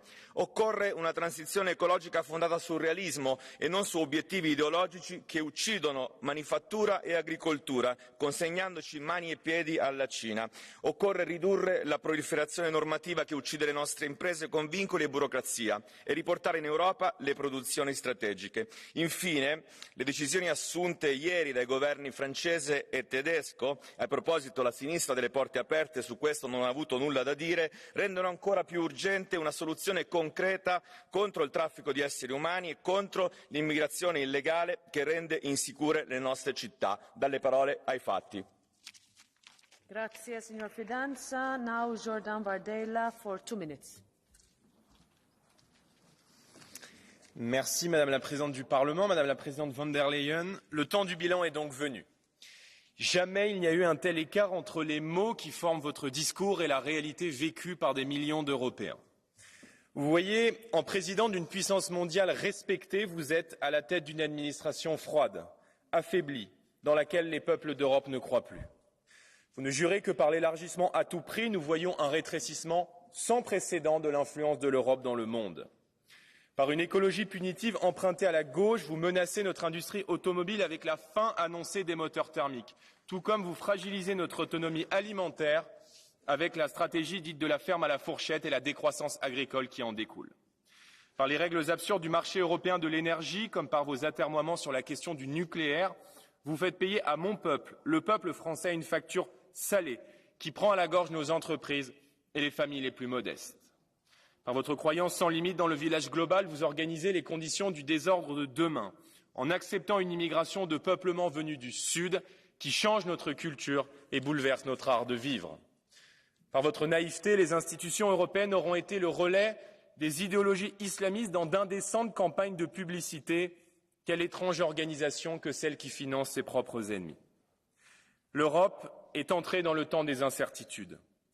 Le Covid, le retour de la guerre à nos portes, l'intelligence artificielle, le défi démographique, climatique et je dirais en somme civilisationnel nous imposent un sursaut au risque de disparaître. Nous devons exister. La construction européenne doit exister. Mais elle ne trouvera le chemin de la puissance et la voie de la confiance des peuples que dans une alliance des nations libres, souveraines, indépendantes, capables d'investir les grands projets du siècle en cours pour rivaliser avec les États-Unis ou la Chine. J'invite les peuples à prendre date. Du 6 au 9 juin, ils pourront mettre un terme définitif à plusieurs années de renoncement pour renouer avec le fil de l'espoir. Vivement le 9 juin. Merci. Sila Rego, for 1 minute. Gracias, Presidenta. Se lo hemos dicho otras veces, señora Von der Leyen. Son ustedes unos genios del marketing y de la propaganda. Nos acaba de deleitar con un discurso lleno de verdades a medias y cero autocrítica. Eso sí, con un lenguaje impecable.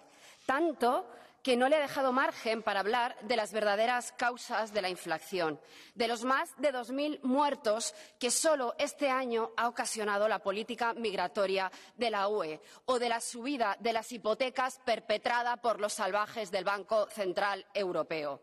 Qué lejos de la gente corriente queda su discurso, señora Von der Leyen, porque ¿sabe lo que le falta a su propuesta? Derechos humanos o trabajadores.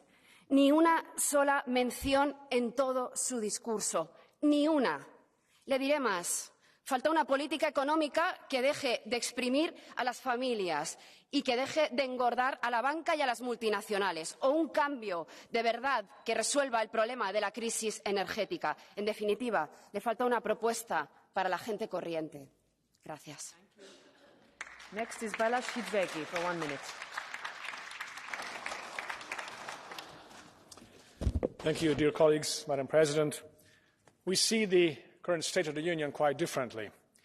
Brexit, illegal migration, COVID, the war in Ukraine and the ensuing economic crisis would all have required capable leadership and the right decisions. Instead, we see ad hoc reactions, grandiose, self-congratulating statements and consequently the loss of credibility. The pointless centralisation efforts in all policy areas in Brussels or the shameful ideological jihad against conservative governments all create division and weaken Europe. Also, a huge corruption scandal in this Parliament and the scandalous vaccine procurement by the Commission must be tackled head-on. We've been waiting for your text messages, Madam President, for over 863 days now, still counting. Not to mention the intolerably slow disbursement of RRF money to member states, or the failed sanctions policy, sorry to say, that hasn't really helped Ukraine in any meaningful way. It hasn't brought the end of the war any closer, but it's hurting the European economy and European people. Europe must find its way back to unity and credibility by accepting itself first as an alliance of free member states and then defining its own strategic interests in the world. Thank you. Next, Siegfried Muresan for 1 minute. Thank you.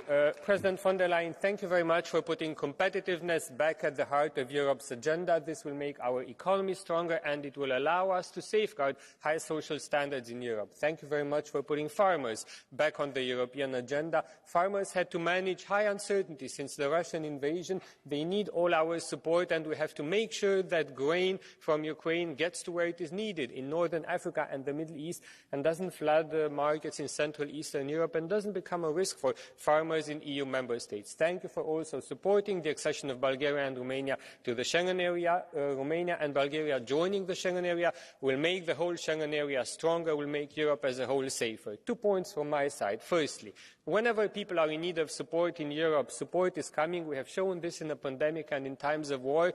One of our main tools to provide support is the budget. You have put forward a proposal for the revision of the multi-annual financial framework because it is getting to its limits. It has to do more than it was anticipated. Let's work together to get this done before the end of the year, to provide stable finances for the next years to be able to do more for defence, for military mobility, for people who are coming to Europe and who need support for tackling illegal migration, because whatever is illegal has to be tackled, of course. My second and last point, we can only live in safety and stability within the borders of the European Union if we are surrounded by countries which are safe and stable. This is why let's start accession negotiations with Ukraine and Moldova. That does not mean that the countries will join now. It just means that we make them stronger and fitter for accession, which is good for those countries and good for the European Union. There is a wide majority in Parliament for this. Thank you very much. Thank you. Next is Pedro Marques for 1.5 minutes.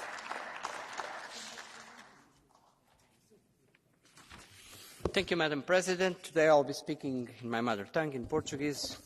Senhora Presidente da Comissão Europeia, caros comissários, Sra. Presidente, olhando para este mandato, a Sra. Presidente vê o copo meio cheio, outros ainda o veem meio vazio. É com orgulho que encontramos, na parte meio cheia, condições que os socialistas colocaram para apoiar a sua eleição. A agenda social do Porto e os salários mínimos europeus, o reforço da igualdade de género, o Pacto Verde para enfrentar a emergência climática, a efetiva penalização de quem não respeita o Estado de Direito, e vimos ainda agora como isso custa tanto ao Sr. Orban, os eurobonds que permitiram criar o plano de recuperação da crise Covid. Foram medidas de enorme importância, mas, Sra. Presidente, há ainda meio copo para encher e que tem que decidir, portanto, como acabar o mandato. E por isso tenho que lhe perguntar: como vai colocar as políticas europeias ao serviço dos que sofrem com a inflação e o aumento do custo de vida e da habitação? Tenho que lhe dizer, foi gritante o seu silêncio ao longo de 1 hora sobre os que mais sofrem hoje na Europa. E quanto aos que sofrem nas nossas fronteiras, falou do Pacto das Migrações corretamente, mas ao mesmo tempo vem de pactar com um regime autoritário para exportar os nossos desafios para o outro lado do Mediterrâneo. E também nada disse sobre como impulsionar novas regras orçamentais que nos ajudem a evitar a recessão na Europa e a colocar uma forte prioridade à coesão social. Mas quero dizer-lhe de modo claro, gostámos de ouvir, e certamente o Sr. Weber também ouviu, dando prioridade ao Pacto Verde e à restauração da natureza. Por isso, está nas suas mãos, Sra. Presidente. É agora o tempo de decidir como quer concluir o seu mandato. Os europeus estão atentos. Os mais frágeis precisam de ação. Não defraude as expectativas de centenas de milhões de cidadãos. Muito obrigado. Thank you very much. Next, Katalin Chair for 1 minute.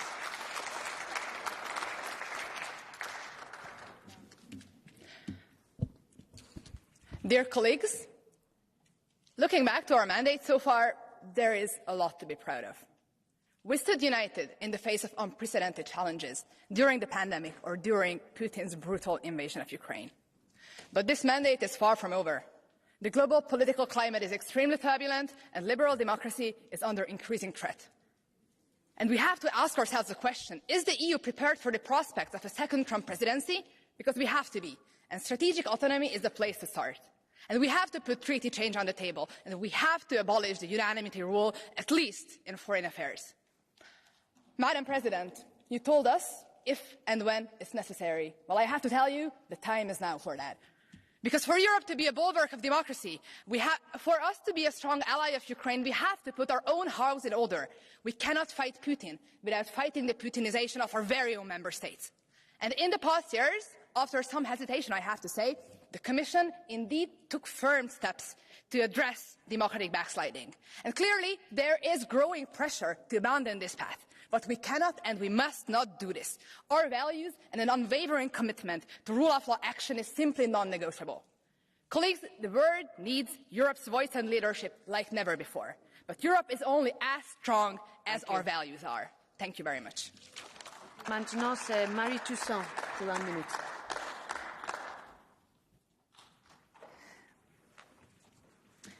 Chers collègues, l'extrême droite affirme que le 9 juin prochain, nous aurons un choix à faire, un choix de civilisation. Eh bien, c'est vrai. Soit nous choisissons le déclin et l'enfermement national populiste, soit nous faisons le choix de l'écologie pour répondre au nouveau régime climatique et à la justice sociale. C'est ce choix que nous aurons à faire. Madame la Présidente, j'ai bien écouté votre discours, à certains égards courageux. Mais je veux vous parler de l'écologie parce que j'ai entendu vos paroles, mais j'ai aussi entendu vos silences. Vous nous parlez de la beauté des forêts européennes, de la mer de Wadden, mais vous persistez dans votre silence sur la restauration de la nature. Or, cette loi doit être adoptée, vous le savez, il faut tenir bon. Votre discours, finalement, est celui d'une captive, prise au piège dans la prison rétrograde des dogmes de votre famille politique. Mais le nouveau régime climatique ne nous laisse pas le choix, et vous le savez aussi. Il faut comprendre que les lois de l'économie ne sont pas au-dessus des lois de la nature et réencastrer l'économie dans les limites planétaires. Les écosystèmes ont des droits qui doivent être reconnus. Nous devons sortir de la civilisation des toxiques, des PFAS, des menaces environnementales, et ça, c'est REACH. Nous devons aussi interdire l'exportation de pesticides et de substances chimiques que nous considérons trop dangereuses pour être autorisées sur notre territoire. Nous avons aussi besoin d'une loi sur le bien-être animal. Merci. La bataille pour l'écologie est une bataille pour sauvegarder la possibilité de vivre sur notre planète. Notre devoir commun est de tenir bon face aux marchands de mort et aux bonimenteurs climato-sceptiques. Merci. I give the floor now to Charlie Weymouth for 1 minute. Tack, fru talman. Fru von der Leyen, ni utlovade en politisk kommission och det har vi sannoliken fått. Ni strösslar EU-pengar till superbonusar i Italien, 110% ersättning för renoveringar, samtidigt som ni vill att villaägare i Sverige ska betala över 500 000 kronor för att renovera sina hus. För att inte tala om hyreshöjningar för hyresgäster. Jag talar naturligtvis om de tvångsrenoveringar som ni vill tvinga på europeiska medborgare.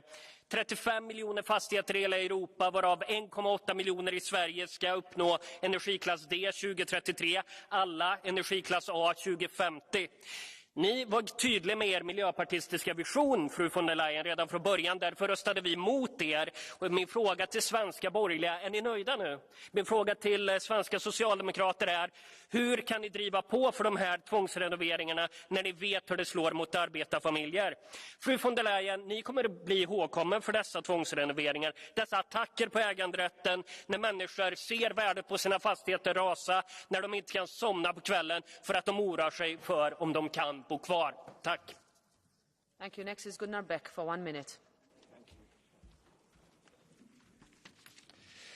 Im März 2000 verkündete die Kommission die Lissabonner Strategie, die EU bis 2010 zum weltweit dynamischsten und wettbewerbsfähigsten Wirtschaftsraum zu machen. 2010 verstrich, die Strategie wurde um 10 Jahre verschoben und scheiterte dennoch. 2020 räumten Sie, Frau Präsidentin, hier ein, sich fortan mehr um unser Wohl als unseren Wohlstand zu kümmern. Für Deutschland ist dieses Ziel erreicht. 6,2% Inflation, weit über OECD-Durchschnitt, kaum Produktivitätszuwachs, die Halbierung des deutschen Exportüberschusses, ein Rückgang der ausländischen Direktinvestitionen um 80% gegenüber dem Vorjahr und mit minus 0,3% die schlechteste Wachstumsprognose des IWF. Wie nie zuvor verlagern deutsche Unternehmen die Produktion ins Ausland, um hohen Energiepreisen zu entfliehen. Ich gebe zu, Frau Präsidentin, Sie erreichen Ihre Ziele. Aber zuträglicher für unser Wohl als Ihr Erfolg war das Scheitern Ihrer Vorgänger allemal. Next is Nikolai Willumsen for 1 minute. Kære kommissionsformand, undskyld, men virkeligheden kalder. Det her burde handle om EU's tilstand, ikke om konservativ valgkamp. Det burde handle om helt almindelige mennesker i Europa, der presses af stigende priser, mens energispekulanterne skovler penge ind. Det burde handle om en klode, der brænder under vores fødder, om den akutte klimakrise. I stedet ser vi, at landbrugs- og industrilobbyens kortsigtede profitinteresser nu står øverst på dagsordenen. Vi ser, at klimahandling og miljøbeskyttelse udvandes. Vi ser, at den lovede dyrevelfærdslovgivning måske opgives. Vi ser, at reformen af kemikalielovgivningen REACH og det længe ventede forbud mod PFAS alligevel ikke kommer. Det kan ikke passe. Kære kommissionsformand, du løber fra dine valgløfter, men du må ikke svigte. Europa har brug for klimahandling, dyrevelfærd og social tryghed. Ikke flere brudte valgløfter. Next is Mr. Comin for 1 minute. Thank you, President. Madame la Présidente, le futur de l'Union est indissolublement lié au futur de ses États membres. L'année 1978, l'État espagnol a vécu une négociation politique cruciale qui a permis la transition de la dictature à la démocratie et a ouvert la voie à l'adhésion de l'Espagne à l'Union européenne quelques années plus tard. À l'époque, l'Europe a compris que cette négociation ayant abouti au régime de 1978 était déterminante non seulement pour l'Espagne, mais aussi pour l'Europe, son avenir et sa stabilité. Aujourd'hui, l'État espagnol s'approche de ce qui pourrait probablement être la négociation politique la plus transcendante et décisive depuis la transition. Et comme à l'époque, la stabilité de l'Europe en dépend également. Car seulement si l'État espagnol est capable de trouver une solution à son conflit avec la Catalogne, basée sur les droits de l'homme, la démocratie et le respect au principe du pacte international relatif aux droits civils et politiques, c'est-à-dire les droits à l'autodétermination, cette solution sera solide et durable. C'est pourquoi nous pensons que la Commission devrait suivre de près cette éventuelle négociation, qui est si important non seulement pour la Catalogne, mais aussi pour l'Union et pour l'État espagnol lui-même, et l'aborder avec une attitude responsable et constructive. Merci beaucoup. I give the floor next to Paolo Rangel for 1 minute.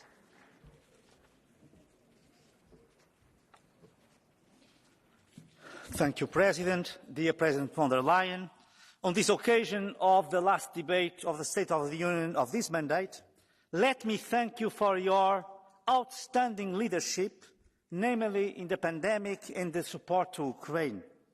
You are leading worldwide our fight in Ukraine for democracy and values of human rights, and that is a major achievement for geopolitical European Union.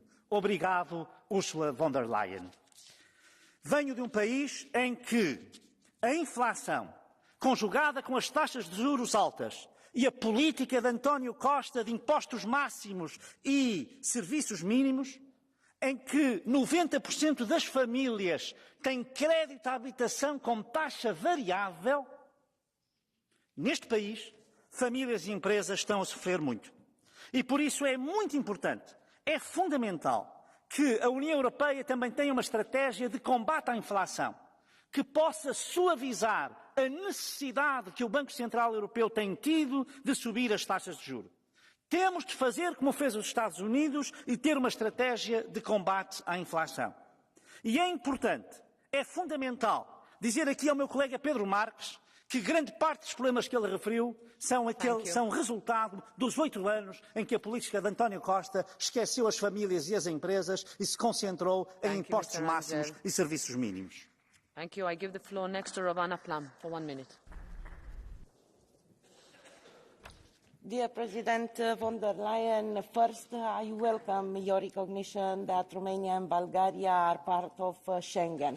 Let's say that today is the day for a commitment. Romania and Bulgaria in Schengen by the end of this mandate. Thank you.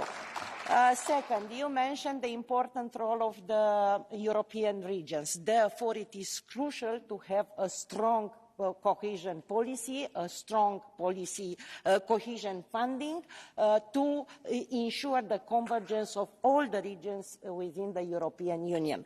Third, to continue addressing the challenges of today and tomorrow, a timely agreement on all the components of the MFF revisions is absolutely necessary.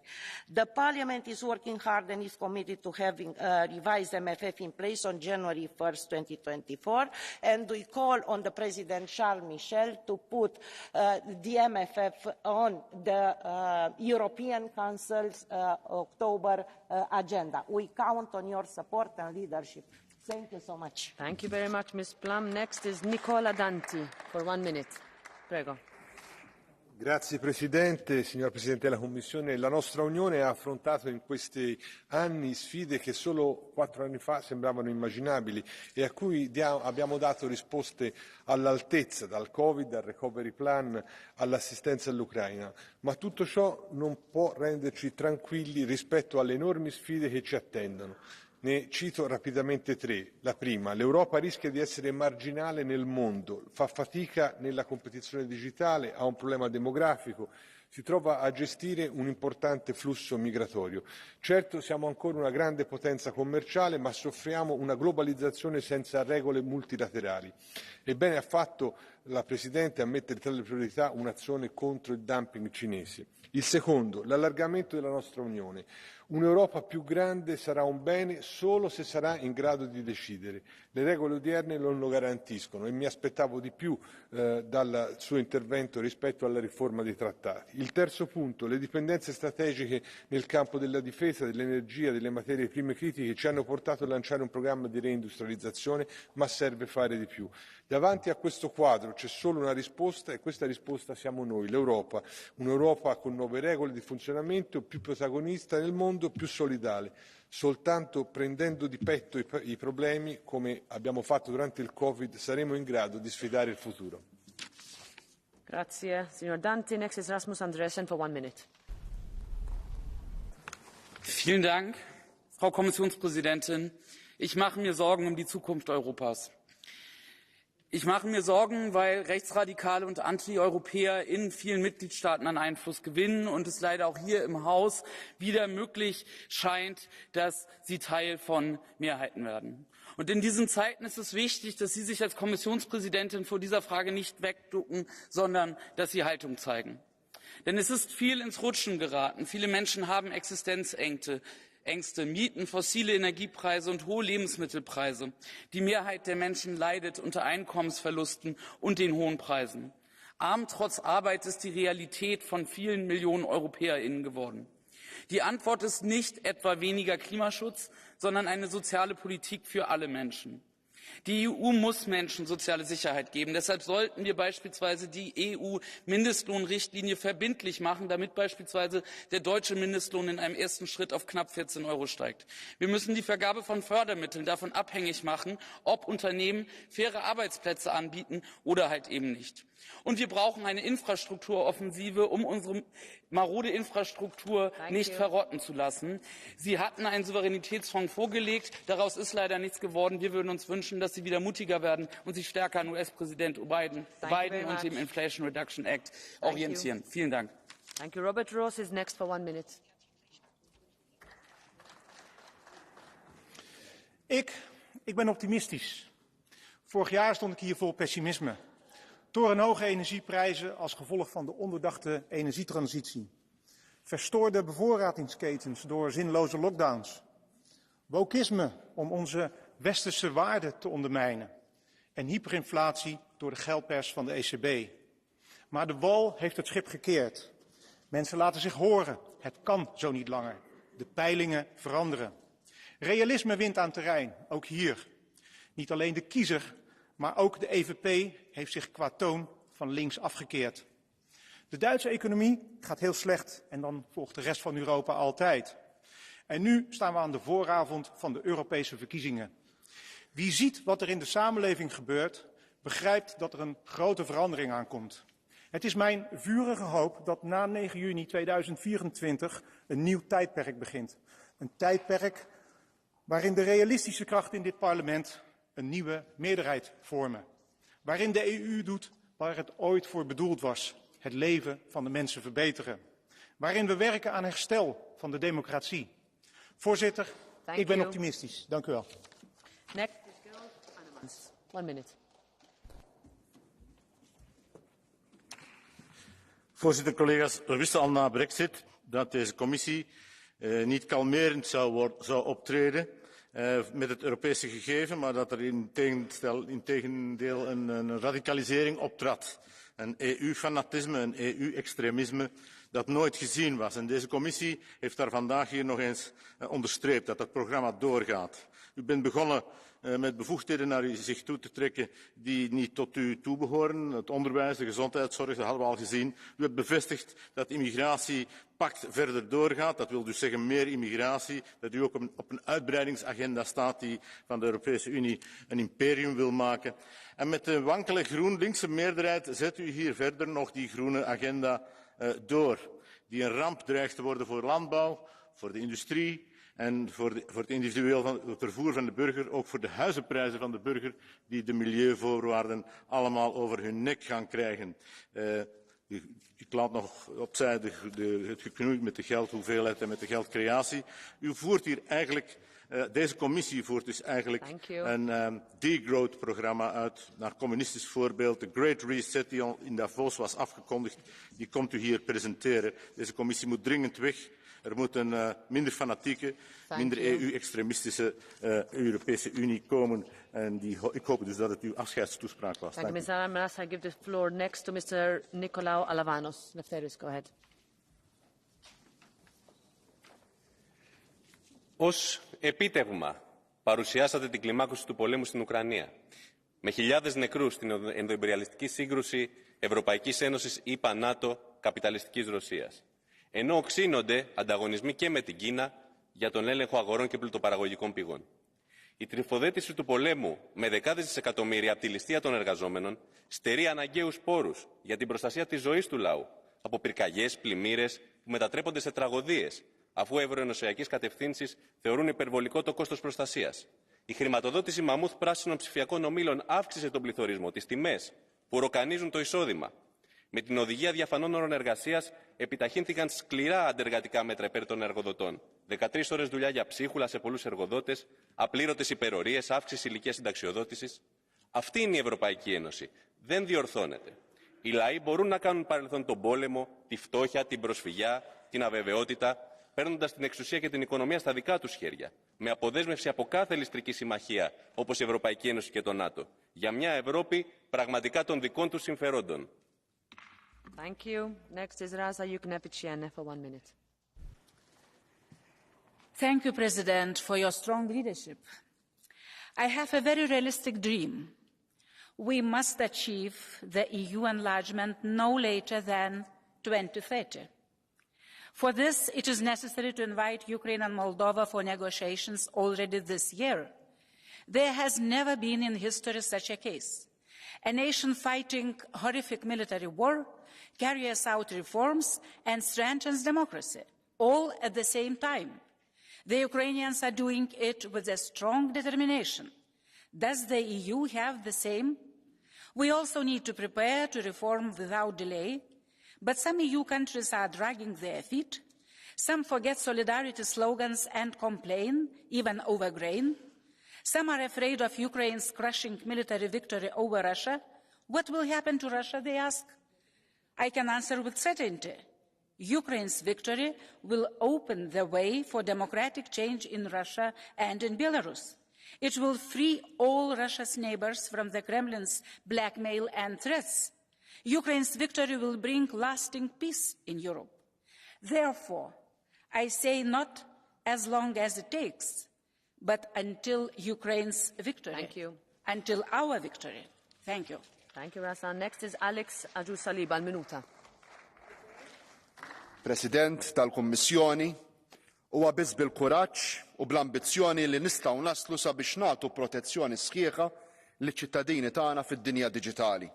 Konna kuraġġużi meta mexxejna l quddiem kif qed tajjeb inti l-att dwar is-servizzi diġitali, l-att dwar is-swieq diġitali Ewropej. Konna koraġġużi meta sena ilu approvajna l-liġi taċ-Charger Komuni Ewropew. Kien hemm indaħaq bina dak iż-żmien. Il-bieraħ rajna l-akbar kumpanija fid-dinja li wara 13-il sena ta' reżistenza implementat hija wkoll l-istandard illi qbilna aħna madwar sena ilu. Bl-istess ħeġġa, bl-istess ambizzjoni u bl-istess determinazzjoni hemm bżonn li nagħmlu aktar. Hemm bżonn li jkollna aktar infurzar b'saħħtu sabiex ma tibqax biss liġi sabiħa fuq il-karta l-liġi tad-DSA u DMA fuq bażi Ewropea. Hemm bżonn li nikkonkludu mill-aktar fis possibbli x-xogħol fuq l-att dwar l-intelligenza artifiċjali, l-att dwar il-ħaddiema tal-pjattaformi, l-att dwar id-dejta. Hemm bżonn li l-Kummissjoni Ewropea tiċċaqlaq u timplementa mill-aktar fis possibbli l-proposta li approvajna fil-Parlament Ewropew tar-Right to Disconnect. Hemm bżonn li ninvestu fit-tisħiħ tal-għarfien diġitali sabiex dawk l-aktar vulnerabbli ma jkunux esklużi u ddiskriminati. Hemm bżonn li nipproteġu l-konsumaturi tagħna meta jixtru fuq bażi online. Hemm bżonn illi nkomplu nipproteġu l-privatezza taċ-ċittadini tagħna fuq bażi online mis-sorveljanza. Grazzi ħafna. Grazie. Next is Dacian Cioloș for 1 minute.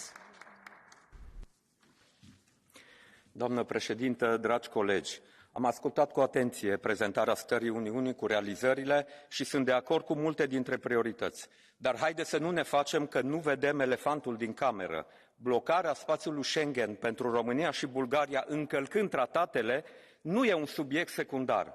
Ca român nu văd cum putem avansa împreună pe aceste priorități câtă vreme Consiliul are o datorie față de 27 de milioane de cetățeni ai Uniunii Europene, români și bulgari, cărora li se refuză un drept prevăzut de tratat.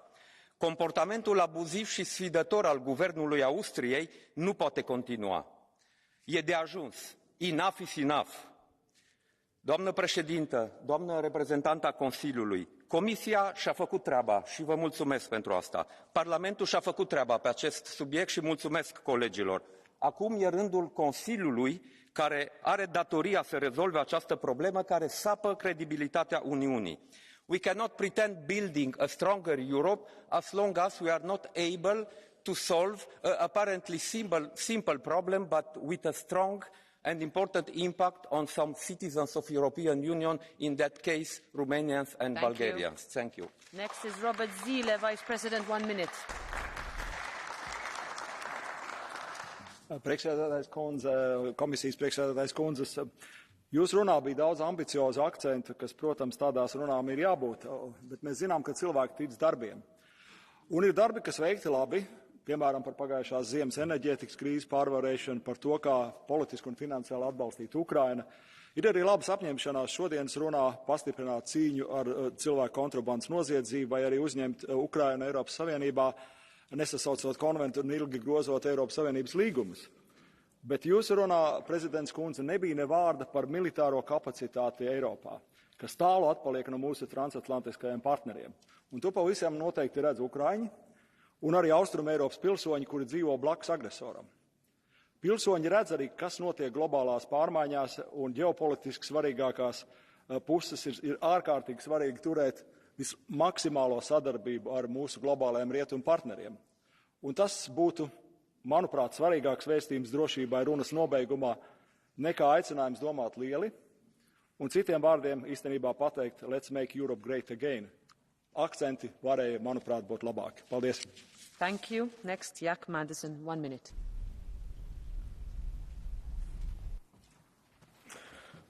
Suur aitäh, austatud president Von der Leyen, head kolleegid. Räägime siis eesti keeles. Kui te vastasite esimese ringi kõnelejatele ja tõite väga emotsionaalse näite lastest, kes peavad kasvama Euroopas ka aastal 2050 puhtas keskkonnas ja sellega te rõhutasite rohepöörde vajalikkusele, siis iseenesest see on väga õige. Ma olen täiesti nõus sellega, et laste eest tuleb hoolitseda, sellepärast tuleb muretseda, nende elukeskkond peab olema kvaliteetne. Kuid loomulikult, mis puudutab rohepöörde edasiajamist, siis ega te ei ole rumal inimene, ma usun. Et ma arvan, et te teate ju väga hästi ka numbreid ja fakte, et kui me räägime rohepöördest ja vajalikkusest CO2 neutraalsuse järele, siis umbes 4% kogu CO2-st atmosfääris on inimtekkeline. Ja Euroopa moodustab umbes 7% kogu CO2-st. Seega me võime kas või pea peal seista ja teha ükskõik mis revolutsioone, see ei muuda mitte vähimatki kliimamuutustel, paraku. Kuid mis puudutab lapsi, siis kõige olulisem küsimus, mis jäi mul kuulmata teie kõnest. Te rääkisite vajadusest rohepöörde järele, immigratsioonipakti järele, vajadusest tehnoloogia arendamise järele, kuid ma ei kuulnud mitte ühtegi sõna demograafia probleemist. Teie komisjoni volinik Ylva Johansson on korduvalt siin parlamendis rõhutanud, et me vajame migrante, sest me oleme vananev rahvastik, meil on vaja uusi inimesi. Kuid meil on vaja ka omaenda lapsi ja siin ma ootaksin Euroopa Komisjonilt mingit sõnumit, kuidas suurendada sündivust, et meil oleks rohkem lapsi, kes tõesti peavad Euroopat üleval. Aitäh! Next is Tatiana Ždanoka, 1 minute.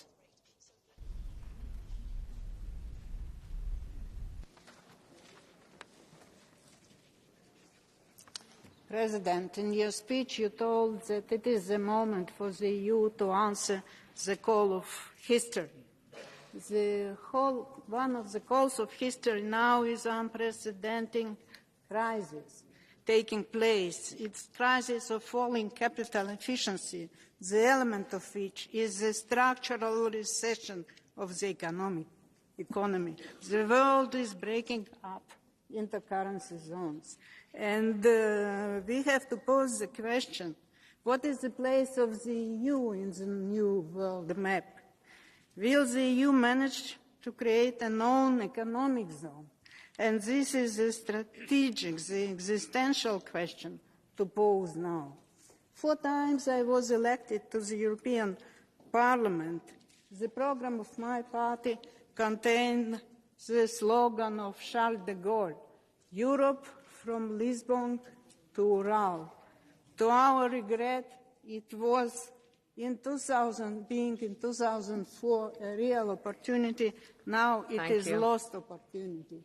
And the characteristic of modern history is regrettably the time of lost opportunities. Next is Daniel Kaspari, 1 minute.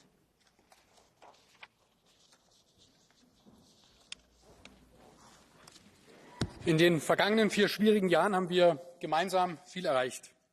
Wir sind so gut wie keine andere Region durch die Corona-Pandemie gekommen. Wir haben es geschafft, Russland beim Krieg Russlands gegen die Ukraine in der Frage von Krieg und Frieden zusammenzuhalten. Wir haben es geschafft, den European Green Deal auf den Weg zu bringen und damit unseren Beitrag gegen den menschlichen Anteil am Klimawandel zu leisten.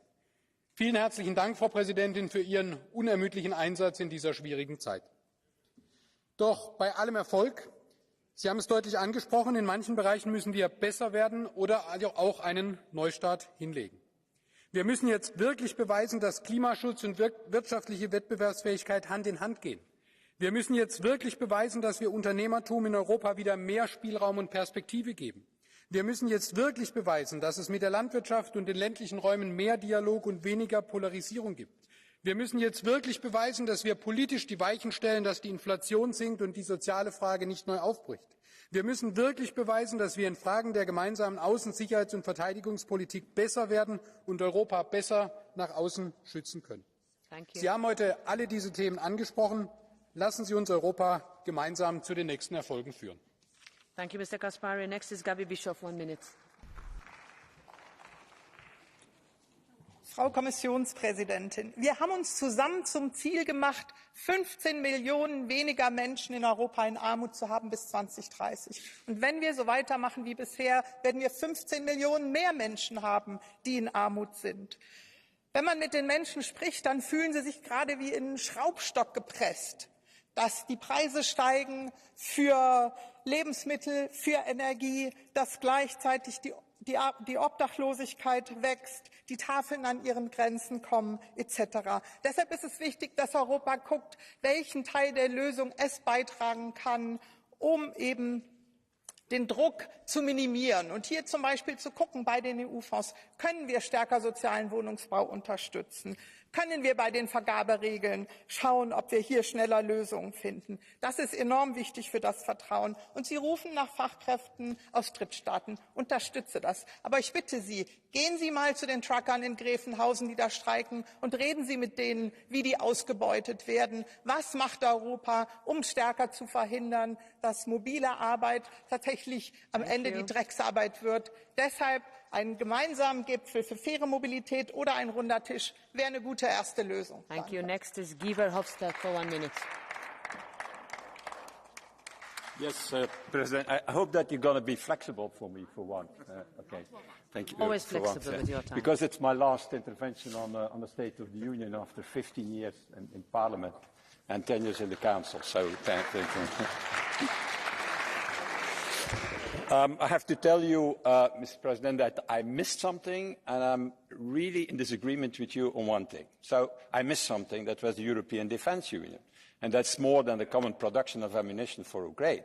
Can you imagine that we are in the same situation in a war with Ukraine, with Trump coming back as a president, and without having the backing of NATO? So European Defence Union is absolutely clear and necessary for the future.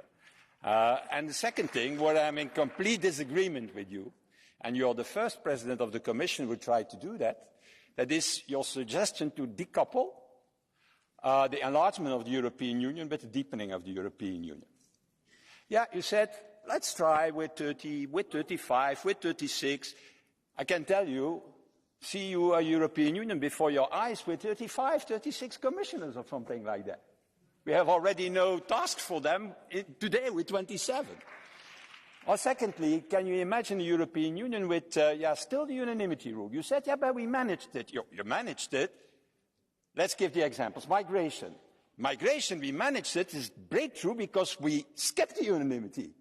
Because for 7 years, the Council said, we're going to do it with unanimity. It's better than with qualified majority, even when in the treaty, it's foreseen with qualified majority. So the breakthrough came because we skipped unanimity. And the same in sanctions. And Mr. Zelensky, the president of Ukraine, is right. He's saying that the counteroffensive of Ukraine goes with a speed light compared to the sanction policy of the European Union. We are not capable anymore to decide on additional sanctions against Russia because of unanimity in the European Union, because 1 or 2 countries are opposing it. So I think we need absolutely this reform of the treaties. And in my opinion, I ask in any way the Spanish presidency by the end of the year, when they open the negotiations with the candidate member state, not to do it if at the same time we don't open also the debate on the reform of the treaties. Okay, thank you very much. Next is Harald Wilimski for 1 minute.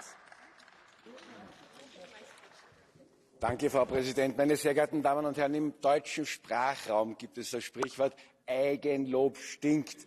Und das, was hier an Selbstbeweihräucherung zelebriert wird gerade, ist angesichts einer erbärmlichen Faktenlage und eines desaströsen Zustandes der Europäischen Union völlig deplatziert. Geben Sie mir die Möglichkeit, in dieser kurzen Zeit nur in den 3 zentralen Bereichen, warum überhaupt europäische Einigung stattgefunden hat, das Versagen zu dokumentieren. Frieden, Freiheit, Wohlstand, die 3 Grundprinzipien der europäischen Einigung. Frieden nach über 11 Sanktionspaketen, nach einem Ruf nach immer mehr kriegerischer Auseinandersetzung, nach Waffen, die dorthin beordert wurden, nach einer Vielzahl von Geldmitteln, die dorthin beordert wurden, den Krieg am Laufen zu halten und nie das Wort Frieden wirklich in den Mund genommen wurde, nie wirklich aktiv Friedensverhandlungen eingemahnt wurden, ist ein zentrales Scheitern in diesem Bereich. Freiheit. Schauen Sie sich doch an, ja, was gerade in Europa mit dem Digital Service Act passiert etwa und mit der Bargeldabschaffung, die voranschreitet. Menschen sollen immer mehr kontrolliert werden. Es sollen Chatnachrichten kontrolliert werden. Man möchte eine Wahrheitsinstanz einziehen, was Fake News sind und was in den Augen der Europäischen Union tatsächlich Wahrheit sind. Wahnsinn, das kann so nicht sein. Letzter Punkt, Wohlstand. Ja, bei einer Inflation, die im zweistelligen Bereich war, nach einer irrwitzigen Lockdown-Politik, ja, die wir in der Corona-Phase hatten, nach irrwitzigen Zahlungen in den Bereich der Ukraine, zahlen jetzt die Europäer die Zeche dafür. Die Amerikaner machen das Geschäft, die Russen machen ein anderes Geschäft. Wir zahlen, also auch im Bereich Wohlstand, völliges Versagen. Es wäre Schweigen angebracht, anstatt diese Selbstbeweihräucherung weiter voranzutreiben. Next Danke. is Mr. Ratajowski for 1 minute. 1 minute.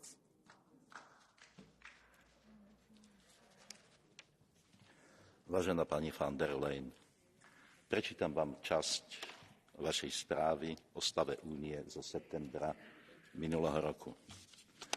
Ruský priemysel je v troskách, Aeroflot uzemňuje lietadla, pretože nemá náhradné diely.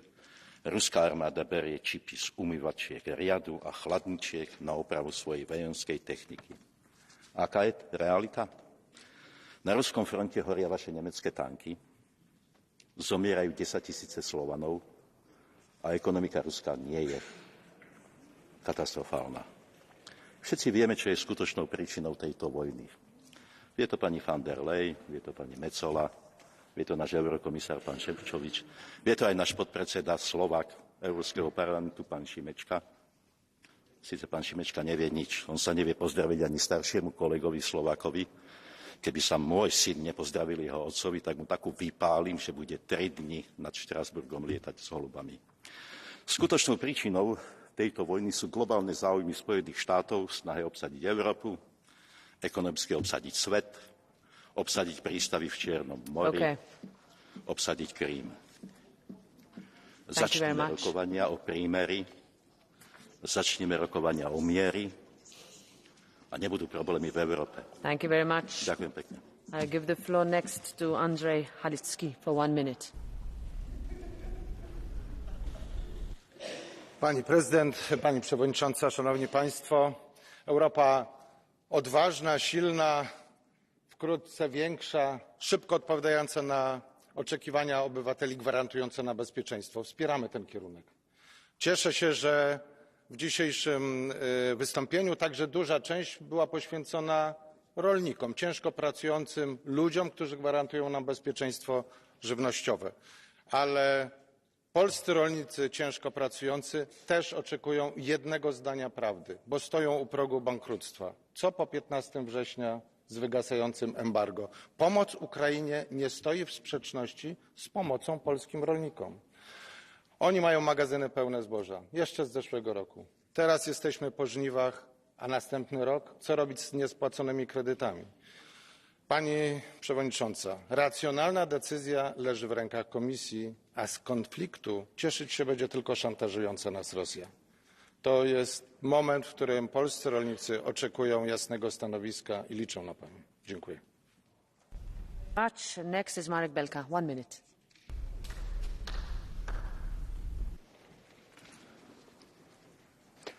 Thank you, Madam President. The challenge of Russian aggression and geopolitical shift in the world heavily influences our international trade policy. Distorted value chains and problems with access to critical raw materials weaken our EU strategic autonomy. We need to defend our global interests as the main exporting superpower, increase our strategic independence and support our industry with the inflow of needed raw materials. For this reason, I urge you to finalise important trade deals with Latin American countries, implement the New Zealand FTA and advance negotiations with Australia and India. Our trade deals need to be supported by revised TSD chapters with a sanctions mechanism whenever possible. This should go along with the implementation of the Due Diligence Directive to cover international value chains and a working ban on imports of products coming from forced labour. Thank you. Thank you very much. Next is Vice President Sharansova. 1 minute. Go ahead, Dita. Thank you very much, Madam President. Madam President, since the start of this mandate, we have been fighting crises. First COVID and now the war. These have had a direct negative impact on our citizens and European competitiveness.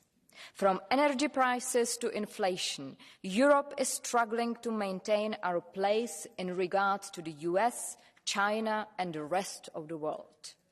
Without a renewed focus on competitiveness, we will end up in the world where we are merely consumers of products and services from elsewhere. President, our answer to this problem cannot be solely with unlimited state aids or subsidizing our industries. Instead, Europe needs to invest in new industries, new sectors and new technologies. Focus on fewer and better regulations, because over-regulation holds innovation back. Let China keep the factories of the 20th century. Europe should create a new business environment of 21st century. Thank you. Thank you very much. Next is Jörg Meuthen. 1 minute. Frau Präsidentin, Frau Kommissionspräsidentin, werte Kollegen! Europa steckt anders, als Sie es hier darstellen, in einer tiefen Krise. Millionen Europäer wissen kaum noch, wie sie sich die alltäglichsten Dinge leisten sollen. Unternehmen wandern zuhauf ab, Deindustrialisierung läuft. Die unkontrollierte illegale Massenmigration hat Europa wieder fest im Griff. Es wäre dringend an der Zeit zu handeln. Diese Probleme sind existenziell. Doch die EU, Ihre Kommission, fokussiert sich in unerträglicher Hybris und fataler Missachtung all dieser Probleme nahezu allein auf das absurde Ziel, den stattfindenden Klimawandel aufzuhalten, und irrt auch darin, denn Sie werden ihn mit Ihren Plänen definitiv nicht stoppen. Statt das Weltklima bis auf die Nachkommastelle den Menschen anpassen zu wollen, was nur misslingen kann, müssen die richtigen Vorkehrungen getroffen werden, unsere Gesellschaften den klimatischen Veränderungen anzupassen. Das ginge, aber da passiert rein gar nichts. Sie verabsolutieren eine einzige Aufgabe, und die gehen Sie auch noch grundfalsch an. Mit diesem Irrweg kann und wird die EU im Ganzen grandios scheitern. Und das ist das Letzte, was in dieser Zeit historischer Weichenstellung geschehen sollte. Dankeschön. Next is Bjorn Radesh-Bogdan. 1 minute. Excelențele voastre, ne-ați mințit. Ne-ați mințit în mod repetat. Ne umiliți și păcăliți constant, deși suntem cetățeni europeni model, responsabili și deschiși, toleranți și muncitori. Am făcut eforturi uriașe și am deschis larg ușile pentru 6 milioane de ucrainieni ce fugeau din fața agresiunii lui Putin. Ne punem la grea încercare fermierii noștri rămași cu mii de tone de cereale în hambare sau pe câmp pentru a primi cerealele ucrainiene ce trebuie să ajungă în nordul Africii și Europa, însă care rămân în cantități uriașe și pe teritoriul României. Ne-am securizat granițele și tocmai azi dimineață românii de la granița sudică cu Ucraina au primit mesaje de alertă din cauza bucăților de drone ce cad de pe celălalt mal atacat în rafale de ruși. Nu sunteți capabili să puneți presiune și să-l opriți pe cancelarul Nehammer al Austriei de a umili și sfida o țară cu 23 de milioane de cetățeni europeni. Nehammer sfidează și umilește nu doar România, el își bate joc de Eurosistem, de voi toți, de la Consiliu până la tine, în mod special, dragă Ursula. Tu, Roberta, Charles Michel, ne faceți promisiuni peste promisiuni, iar noi privim cum România, exemplu al toleranței etnice și religioase, al parteneriatului corect și asumat pentru forțele militare NATO, este bântuită de stafia extremismului, antieuropenismului și intoleranței. Partide marginale au devenit periculoase din cauza refuzului Austriei de a ne accepta în Schengen și al vostru de a fi incapabil de a-l convinge pe cancelarul austriac că greșește grav față de Europa comună. Aud cuvinte ca solidaritate, unitate și alte glume. Care solidaritate? Ce au cerut românii care sunt umiliți pe coridoare marginale în aeroporturi? Ce unitate și egalitate de șanse când românii stau la cozi kilometrice la granițe? Ne-ați hrănit cu iluzii. Asta în timp ce Austria vânează contracte, iar România așteaptă un singur lucru, respectul cuvenit. Atât, respect și șanse egale pentru Europa comună. Thank you, Mr. Bogdan. Next is Biljana Borzan. 1 minute. Zahvaljujem. Dobro ste rekli, gospođo predsjednice, prije 4 godine nitko od nas nije mogao zamisliti da ćemo živjeti u ovakvom svijetu, u ovakvoj Uniji. Živimo u Uniji gdje 37 milijuna ljudi si ne može priuštiti pošten obrok. U Uniji u kojoj u nekim državama članicama 2/3 ljudi ne može spojiti kraj s krajem. U Uniji gdje svaka 5. osoba živi na rubu siromaštva. S druge strane, živimo u Uniji gdje tvrtke vrijedne milijarde plaćaju porez u promilima, a građani u mojoj zemlji Hrvatskoj, ali i drugdje u Uniji, osjećaju kako se za svaku krizu samo njima ispostavi račun, bilo većim cijenama ili manjim sadržajem. Vaša obećanja o socijalnoj uniji, na osnovi kojih smo vam dali povjerenje prije 4 godine, važnija su nego ikada. Ne možemo ostaviti građane na milost i nemilost tržištu. Europska unija mora raditi za ljude. Hvala.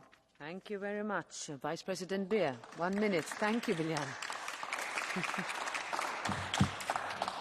Geopolitisch befinden wir uns in schwerer See. Auf die brutale Aggression Russlands gegen die Ukraine haben wir, Parlament, Rat und Kommission, geschlossen und geeint reagiert. Diesen Schulterschluss hätte ich mir, Frau Kommissionspräsidentin, auch in der Umsetzung Ihres Versprechens, das Europäische Parlament zu stärken, gewünscht. Denn ein entscheidungsstarkes, gestaltendes Parlament bildet die Grundlage für eine im Inneren und Äußeren handlungsfähige EU. Gerade diese Handlungsfähigkeit garantiert Sicherheit, Wohlstand und Wettbewerbsfähigkeit in Europa. Treibende Kraft dabei unser Mittelstand. In Zeiten politischer Umbrüche braucht es starke Unternehmen, um den Weg in Richtung eines souveränen, offenen Europas zu gehen. Dafür darf die Wirtschaft nicht durch bürokratischen Ballast blockiert werden. Vor 4 Jahren sind Sie, Frau von der Leyen, dafür angetreten, unseren Mittelstand von bleiernder Bürokratie zu befreien. Stichwort One in, One out. Doch bis heute fehlt konkreter Bürokratieabbau. Das Mittelstandspaket zu spät, nur viele Worte, kaum Taten. Jetzt gilt es, unsere Wirtschaft zu beflügeln, um für unsere Bürger Kurs in Richtung Zukunft zu nehmen. Thank you very much. Dolores Montserrat, 1 minute. Gracias, Presidenta. Gracias, Presidenta von der Leyen. Coincido con usted en los desafíos que tenemos por delante y tiene nuestro apoyo. Pero hoy debo hablar de la gravedad de lo que está pasando en España, país que preside ahora el Consejo.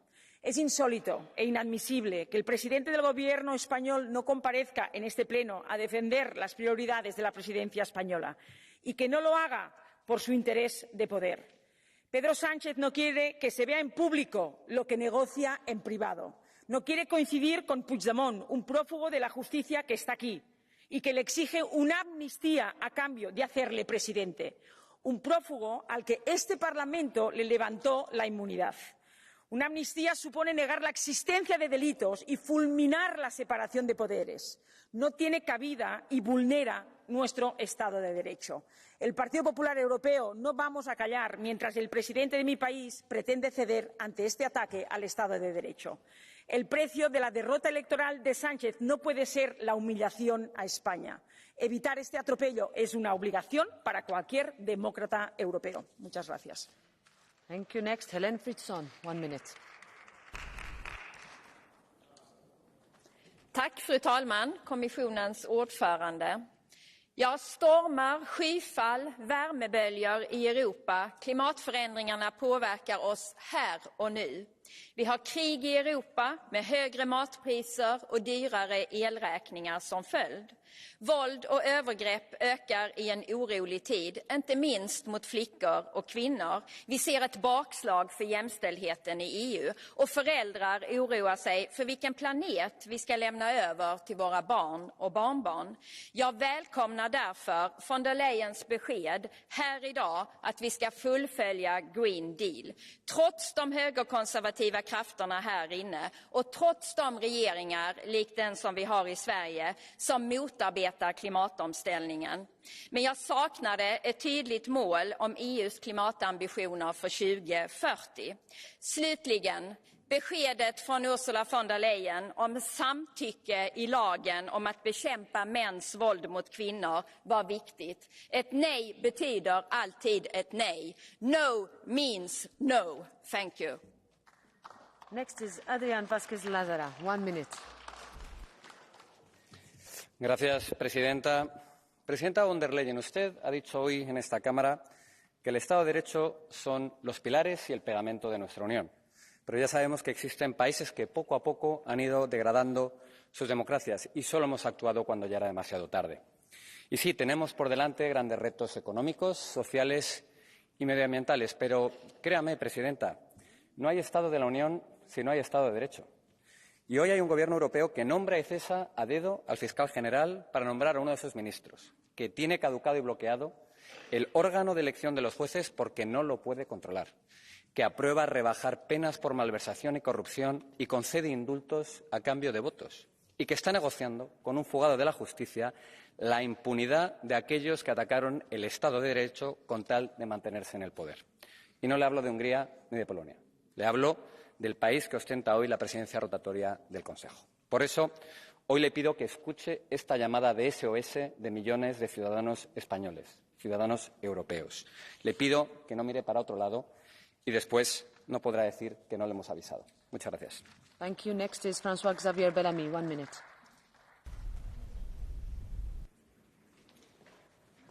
Merci, Madame la Présidente. En évoquant le bilan de la Commission, vous parlez de la force de l'Europe, de son efficacité, mais la réalité semble parfois bien éloignée de cet hémicycle. Au moment où nous parlons, le Secours populaire annonce que 20% des Français vivent à découvert. Dans toute l'Europe, 1 personne sur 3 se prive d'un repas pour tenir. Des millions de foyers, d'artisans, d'entreprises n'arrivent plus à payer leur énergie. Malgré ce retour de la pauvreté, la Commission n'aura cessé de multiplier les contraintes sur ceux qui travaillent et produisent en Europe. La directive énergétique sur les bâtiments aggravera la crise du logement. La stratégie Farm to Fork fait baisser la production alimentaire. La taxonomie accélère encore le décrochage industriel. Vous avez longuement parlé d'électricité pour accélérer l'implantation des éoliennes, mais toujours pas un mot sur le nucléaire, pourtant première source d'énergie décarbonée et accessible en Europe.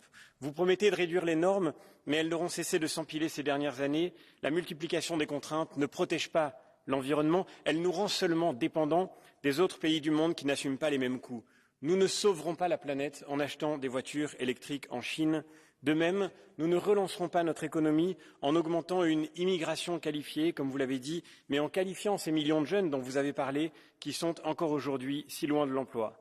La seule réponse à l'hiver démographique en Europe, c'est de soutenir les familles et non de déstabiliser encore plus nos pays en nous appuyant sur elles, sur les talents de nos pays, sur le savoir, la culture des citoyens en Europe. Oui, nous pouvons retrouver la prospérité et l'élan de notre continent, mais cela suppose d'ouvrir les yeux sur la réalité. Merci beaucoup. Merci. Next is Javier Moreno Sánchez for 1 minute.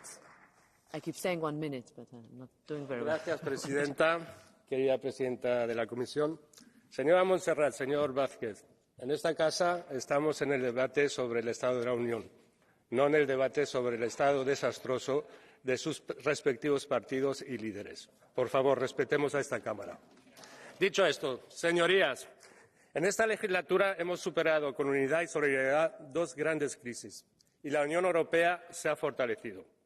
A pesar de lo que grita la extrema derecha, la ciudadanía europea se ha sentido protegida y pide más Europa y menos nacionalismo. Hemos avanzado hacia la unión de la salud y hemos superado el tabú de la deuda común para reconstruir nuestras sociedades. Ante la guerra de Putin, hemos avanzado también hacia la unión energética y la autonomía estratégica abierta. Ahora, de la mano de la presidencia ambiciosa española, debemos cerrar un pacto migratorio que incluya también la migración regular que necesitamos. Debemos fortalecer el pilar social, conseguir la igualdad de género y, sobre todo, proteger el planeta, especialmente con el Reglamento sobre la restauración de la naturaleza. Querida Presidenta, espero que consiga que el Partido Popular Europeo suelte la mano de la extrema derecha y vuelva a la senda europeísta tradicional. El presidente Jacques Delors decía que cuando el Parlamento y la Comisión van de la mano, la construcción europea avanza. Ahora, además, contamos con la mano firme y la invención de la presidencia española. Adelante. Gracias. Thank you, Mr. Moreno Sanchez. Next is Angelika Winzig for 1 minute. Geschätzte Frau Präsidentin, die wirtschaftliche Entwicklung Europas geht gerade in eine gefährliche Richtung. Niedrige Energiepreise, geringe bürokratische Hürden sowie attraktive Förderungen machen andere Weltmärkte interessant für europäische Unternehmen, die investieren möchten. Selbst die mittelständische Wirtschaft liebäugelt damit, neue Investitionen vor allem in den USA zu tätigen. Daher ist es höchst an der Zeit, dass wir uns um die Wettbewerbsfähigkeit Europas kümmern, denn ansonsten ist auch der Green Deal zum Scheitern verurteilen, den wir übrigens mit mehr wirtschaftlichem Sachverstand umsetzen sollten. Frau Präsidentin, ich begrüße ausdrücklich Ihre vorgeschlagenen Maßnahmen für den Transformationsprozess in der Industrie, ebenso wie das KMU-Entwicklungspaket. Wir dürfen unsere europäischen Betriebe nicht im Regen stehen lassen, denn geht es der Wirtschaft gut, geht es uns allen gut. Thank you very much, Ms. Winzig. Vice President Barley, next 1 minute. Vielen Dank, liebe Frau Präsidentin. Ich muss es leider sagen, Ihre Rede hat mich diesmal nicht überzeugt. Und ich vermute, lässt sie auch die Bürgerinnen und Bürger relativ ratlos zurück. Eine ganze Handvoll neuer Kommissionen, Beauftragter, Berichte kurz vor der Wahl. Wie soll das noch umgesetzt werden? Dafür sehr wenig Konkretes für die Bürgerinnen und Bürger in diesen schwierigen Zeiten. Sie sagen, 90% haben Sie umgesetzt. Da sind aber, glaube ich, ein paar fremde Federn dabei. Also Frauen in Führungspositionen. Warum ist das nicht gekommen? Weil die Bundesregierung unter CDU-CSU-Führung wegen der CDU-CSU es ewig blockiert hat. Warum ist es jetzt entblockiert? Wegen der neuen Bundesregierung, weil die CDU nicht mehr an Bord ist. Kein Wort zum Rechtsextremismus. Das finde ich wirklich schlimm. Zum Antisemitismus. Der Einzug hält in immer mehr Regierungen in Europa, weil Ihre Parteienfamilie mit Ihnen gemeinsame Sache macht. Und die Auswirkungen, wir sehen sie in diesen Ländern. Sozialhilfe wird per SMS gestrichen, das Recht auf Abtreibung beschränkt, Rechtsstaatlichkeit ist nur noch eine hohle Phrase. Die EVP sabotiert außerdem grundlegend den European Green Deal, Ihr Flaggschiff, Ihr Prestigeprojekt. Wer setzt sich da am Ende durch? Unsere Position ist klar. Wir brauchen ein wirtschaftlich starkes, klimaneutrales und soziales Europa. Dafür setzen wir uns ein. Es wird Zeit für einen klaren Kompass für Europa. Dankeschön. Next is José Manuel Fernandes. 1 minute. Muito obrigado, Sra. Presidente, pela sua liderança, perseverança, competência que ajuda todos os cidadãos da União Europeia. Os Estados-membros não quiseram 93 mil milhões de euros no âmbito dos planos de recuperação e resiliência. Tinham até 31 de agosto deste ano. A minha pergunta é se a Comissão Europeia está disponível para que se possa reutilizar estes montantes, por exemplo, para o reforço da autonomia estratégica da União Europeia. Por exemplo, para a plataforma de investimentos estratégicos, para projetos e tecnologias, a plataforma denominada STEP. Não devemos perder estes recursos. Para além disso, em termos da energia, é essencial que Portugal não seja uma ilha energética. Nós precisamos de interconexões. É necessário que a energia e as interconexões existam e existam nomeadamente nos Pirineus.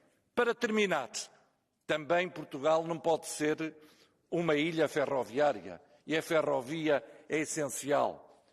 A discussão entre bitola ibérica e europeia não está terminada e nós precisamos, e a Comissão Europeia defende, bitola europeia em 2030. Parece-me que não é justo, não é correto nem eficiente se apostar na bitola ibérica e o diferendo que existe porventura com a Espanha, espero que a Comissão Europeia o ajude a resolver. Muito obrigado. Thank you very much, Mr. Fernandes. Brando Benifei, un minuto, prego. Presidente von der Leyen, l'Europa risponderà all'appello della storia solo se riuscirà a liberarsi dal ricatto dei nazionalismi che mettono il veto sul futuro delle nuove generazioni. La pandemia, la guerra alle nostre porte, il cambiamento climatico hanno costretto l'Europa a rispondere unita con misure straordinarie per uscire dalle emergenze. Ma reagire non basta più, serve un'Europa capace di anticipare e governare il cambiamento. Rendiamo permanente il Next Generation EU e dotiamo l'Unione di un vero bilancio federale. Riformiamo la governance economica per promuovere una crescita giusta e sostenibile. Agiamo con coraggio per mettere al servizio degli esseri umani tecnologie straordinarie come l'intelligenza artificiale. Non facciamoci intimidire, anzi, Presidente von der Leyen, non si faccia intimidire lei da quelle forze politiche, alcune a lei vicine, che tentano di affossare le norme europee necessarie per salvare il pianeta. Alle prossime elezioni ci sarà da una parte chi saprà dare risposte alla chiamata della storia e dall'altra chi fornirà giustificazioni e capri espiatori. Gli europei sanno già di chi fidarsi, gli europei sono pronti. Grazie. Grazie, Brando. Next is Ludek Niedermayer. 1 minute. Thank you, Madam President. In my comments, I want to focus on economy. It took a big part of your speech, very good speech, and I guess this is big, if not central issue. We are not facing the problem with high unemployment. We are facing different problem with low income and big uncertainty, and this must be addressed. I guess it's fair to say that the European economy is lagging behind the best in many fields. We have to do something with that, despite of the fact that we are doing well in some others. I guess it's the right time to call someone like Mario Draghi, who is best suited to do really good analysis of our competitive situation, and member states and politicians must listen to him and act. It's almost late. Concerning the initiatives, I can just appreciate what you said. Wind energy, key for cheap and available energy. Red tapes for SME, absolutely essential because they are costing us the growth and the prosperity. And as well, the other topics that you have mentioned are very important. For example, promoting fair trade and not allowing the others undermined through unfair subsidies. So I hope we will act, and we will act quickly because time is running. Thank you. Thank you very much. Ludek, Ivan Stefanec, 1 minute. Dear Madam President, thank you for your wise words. I also do believe that after many crises, the EU is stronger than before, and also it is thanks to your leadership, to the fast action, also our ability to cooperate. Nowadays, many countries want to join EU, and we know that Ukrainians are even dying for this goal. Our European response to the criminal Russian aggression was strong, and we should continue with this approach. We significantly limited Russian income from EU, but still there is gas and nuclear fuel which should be included into sanctions. Madam President, I was really very pleased with your words about making business easier and with the objective to reduce administrative burden by 25%. We need to do it for our SMEs and for our competitiveness. But still there is one more goal which should be achieved, and this is completion of our single market. This objective does not require any resources, just it requires political will, and it is feasible and achievable. And it is the same with, for example, Energy Union, Defence Union, Capital Market Union. And I do believe also that the improvement of our competitiveness will result in the improvement of quality of life of all citizens. Thank you very much. Mr. Stefanec, Angelika Niebler, 1 minute. Vielen Dank, Frau Präsidentin. Frau Kommissionspräsidentin, Sie sagten heute, wir müssen heute liefern und uns auf morgen vorbereiten. Insbesondere müssen wir auch unsere Wettbewerbsfähigkeit stärken. Ich kann Ihnen nur zustimmen und ich möchte mich auch bedanken, dass Sie heute Wertschätzung und Anerkennung gegenüber unseren Landwirtinnen und Landwirten zum Ausdruck gebracht haben. Wir haben natürlich in der Europäischen Union Reformbedarf. Die Zahlen in der Wirtschaft sind eindeutig. Die Konjunktur schwächelt, liebe Kolleginnen und Kollegen. Investitionen werden zurückgehalten und auch die Haushalte haben immer weniger Spielraum. Wir müssen alles tun, um unseren Standort zu stärken und vor allen Dingen sicherstellen, dass Wertschöpfung bei uns hier in Europa, in den Mitgliedstaaten stattfindet. Wir brauchen, viele Kolleginnen und Kollegen haben es angesprochen, Deregulierung, Entlastung ist das Gebot der Stunde. Wir müssen runter vom Regulierungswahn. Und ich warte wirklich auf die konkreten Vorschläge, die jetzt auch im Oktober kommen. Und ein Letztes. Wir müssen uns auch um unsere eigene Sicherheit kümmern. Wir brauchen eine gemeinsame europäische Vision für Bereiche wie Weltraum, Maritimes, kritische Infrastrukturen und Cyber. Das ist die Lehre, liebe Kolleginnen und Kollegen, die wir auch aus dem schrecklichen Ukraine-Krieg ziehen müssen. Vielen Dank. Thank you, Ms. Diebler. Now, we will go quickly to catch the eye. I will give the floor to whoever from each group has asked for the floor first. So we start with Michaela Šojdrová and then Margarita Marquez. Vážená paní předsedkyně komise, dear Ursula, chci vám poděkovat za váš odvážný a optimistický přístup a také realistický.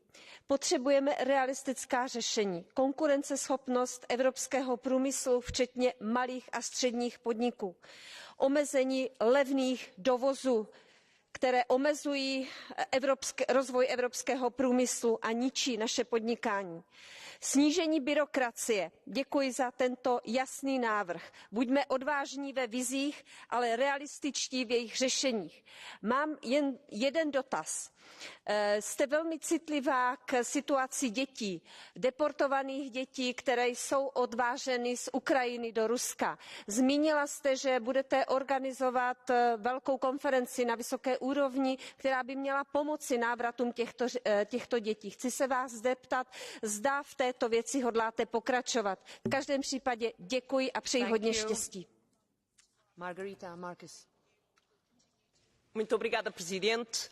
Eu queria começar por agradecer à Presidente Von der Leyen o ter lembrado aqui aquilo que são os resultados das políticas da União Europeia ao longo destes 4 anos. E foram muitos.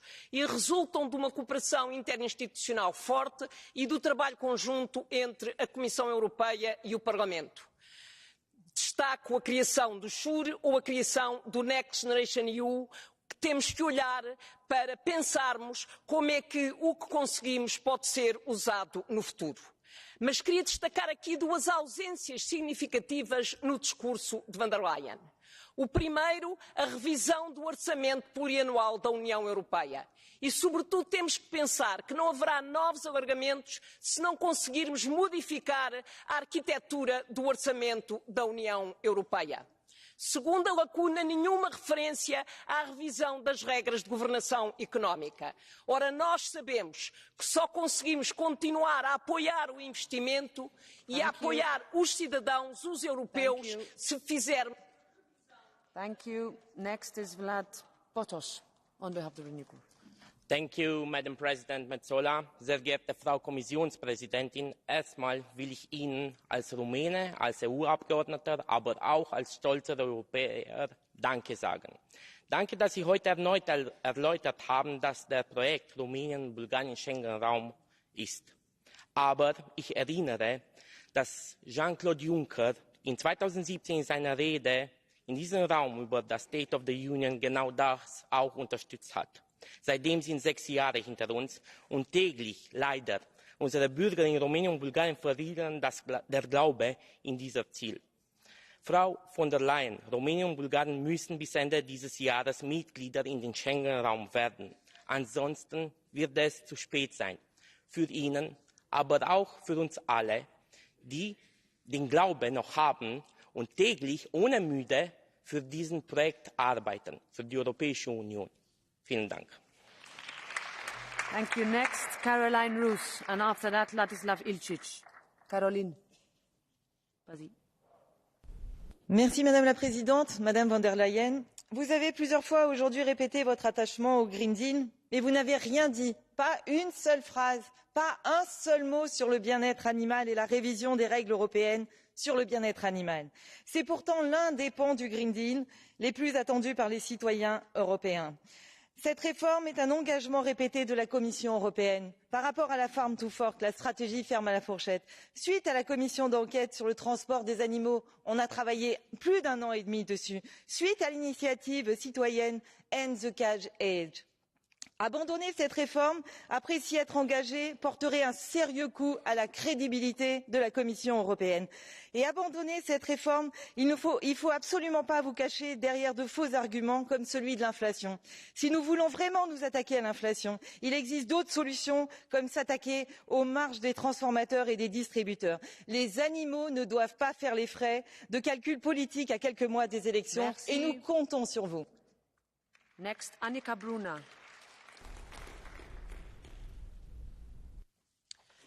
Madame la présidente de la Commission, je vous interrogerai brièvement sur vos futurs arbitrages également en matière de bien-être animal. Vos services rendent en principe leur copie vers novembre, mais la presse indique que le paquet de propositions sur le bien-être animal pourrait être renvoyé à la prochaine Commission, c'est-à-dire après les élections européennes.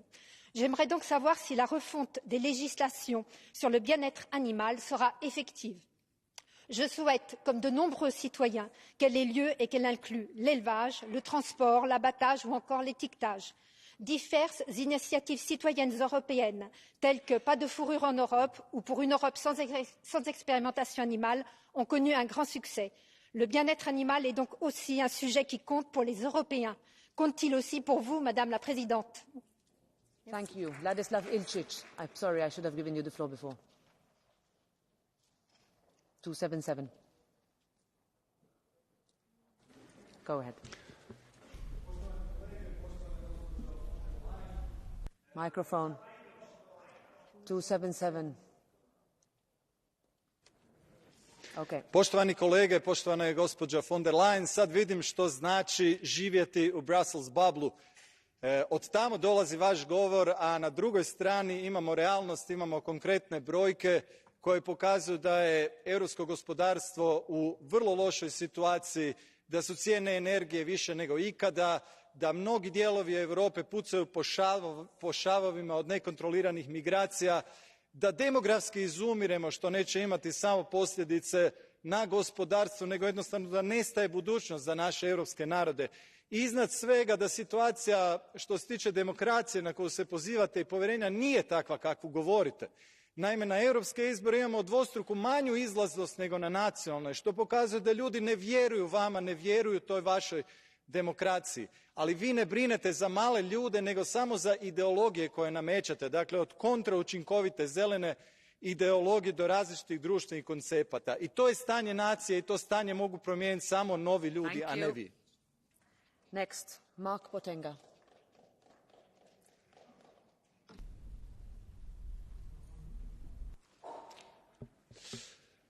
Merci, Madame la Présidente de la Commission européenne. Vous avez exprimé avec vraiment grande éloquence tout votre mépris pour la classe travailleuse en Europe aujourd'hui. Je sais que vous gagnez 30 000 euros par mois, mais est-ce que vous savez qu'aujourd'hui en Europe, 30% des gens doivent sauter un repas parce qu'ils n'ont pas l'argent pour 3 repas par jour? Est-ce que vous savez que 46% des Européens ont peur de hausser le chauffage et ne le font pas, restent dans le froid? Que 100 millions d'Européens risquent la pauvreté? Et qu'est-ce qui est votre bilan à vous? Est-ce que vous avez bloqué les factures de l'énergie? Non. Est-ce que vous avez taxé les millionnaires? Non. Est-ce que vous avez taclé les surprofits des multinationales énergétiques, pharmaceutiques, militaires? Non. Et que faites-vous aujourd'hui donc? Aujourd'hui, vous inondez, vous garantissez des milliards d'euros au secteur militaire, aux multinationales d'armement, tandis qu'aux travailleurs, vous proposez le retour du pacte budgétaire, le retour de l'austérité. Madame von der Leyen, cette Europe, votre Europe, ne sera jamais la nôtre. On vous combattra, vous et votre coalition. Merci. And finally, I give the floor to Mr. Castaldo. Apologies to all the members who could not take the floor now. We had just too many requests. Go ahead. Thank you, Chair. Madam President, I would like to express my heartfelt thanks to you for your clarity and courage today. You are right, history is calling for a geopolitical union to diligently protect our companies and workers from the deceptive trade practices, subsidies and dumping employed by China. None of our member states has the size, the strength, nor the authority to safeguard our technological and industrial sovereignty in isolation. What has happened in recent years demonstrates this conclusively. Selling to the public opinion the opposite at this juncture is much more than recklessly naive. Similarly, failing to publicly and unequivocally condemn the intolerable crimes against humanity perpetrated by Russia against the Ukrainian people is an act of profound hypocrisy. No pursuit of fleeting easy electoral consensus can justify immoral silences and ambiguities. Our duty extends far beyond the next elections. It encompasses the well-being of future generations of Europeans, a commitment I will continue to uphold no matter the risks. Yes, we must combine enlargement with political deepening. Yes, we must create an adequate budget financed by permanent common debt to protect our European common good. And yes, we must implement the necessary treaty changes and launch a real European bottom-up constitution. Thank you, Fabio Massimo. Grazie, grazie. I give the floor now to the Commission President for 5 minutes to reply. Thank you. Thank you very much, honourable members, Madam President. Many of you described where we came from. The double mission that we had at the very beginning in 2019, the green and the digital transition, then came a virus, then came the atrocious Russian war against Ukraine. And I was glad to hear many of you comment that Europe managed to be strong and agile. And we will not rest, Malik. We will keep up the high ambition. Rest assured for that. So the main messages of today are certainly, first of all, we are living in an uncertain world, without any doubt, but Europe will deal with it, be it the Russian war, be it climate change, be it how to keep AI human-centric. The second message is we are preparing the EU economy for the future so that the clean industry made in Europe is here at home, that we will address the lack of skilled labour, that we will cut red tape. The third point is, of course, on enlargement. And Guy, because I heard you, let me, which is a bit funny, quote myself from the speech I just gave. This is not a question of deepening integration or widening the union. We can and must do both. And the second point is that I always will support this House and all of those who want to reform the EU and make it work better for citizens. And yes, that means including through a European Convention and treaty change if and where needed. But we cannot wait till we have done this treaty change to move ahead with enlargement. That was the message of the speech. Finally, a strong message that we have to strengthen our democracies. That's a daily work, because they are never perfect, but they are perfectible, and this is our task. So thank you for very lively, rich discussion with support and criticism, with ideas and warnings. This is the beauty of democracy, that this is possible to do all this. And this is what democracies do. They answer to the aspirations and the anxieties of their citizens by action. So for us it is important that in this electoral year we must continue to be active, that this is a year of action. Thank you very much for your tireless engagement, and I am looking forward to the months to come. There are lots of uncertainties. But one thing is for sure. Long live Europe. Thank you. Thank you very much, President von der Leyen. Now we'll give the final round of reactions. Martin Gyongesi. Everybody 1 minute. Asszony, tisztelt képviselőtársaim! Európa jövőjére nézve a legnagyobb veszélyt a gazdasági szuverenitásának elvesztése és idegen hatalmak befolyásszerzése jelenti. Az elmúlt évtizedben rengeteg olyan gyártástechnológia került kizárólagosan ázsiai, főleg kínai dominancia alá, amely nélkül gazdaságaink nem is léteznének. Ilyen például a chipgyártás, vagy a manapság divatos akkumulátorgyártás. Az USA már felismerte, hogy gazdasága túlságosan kitett Kínának ezen technológiák terén, és szükséges ellenlépéseket tesz. A kínai befolyásszerzés Európában is elindult, az EU-nak azonban erre semmilyen válasza nincs, sőt, a probléma felismeréséig sem jutott el. Az, hogy a kínai elektromos autók ügyében csak egy szubvenció ellenes vizsgálat szükségességéig jutott el, mármint a bizottság, pont ezt mutatja.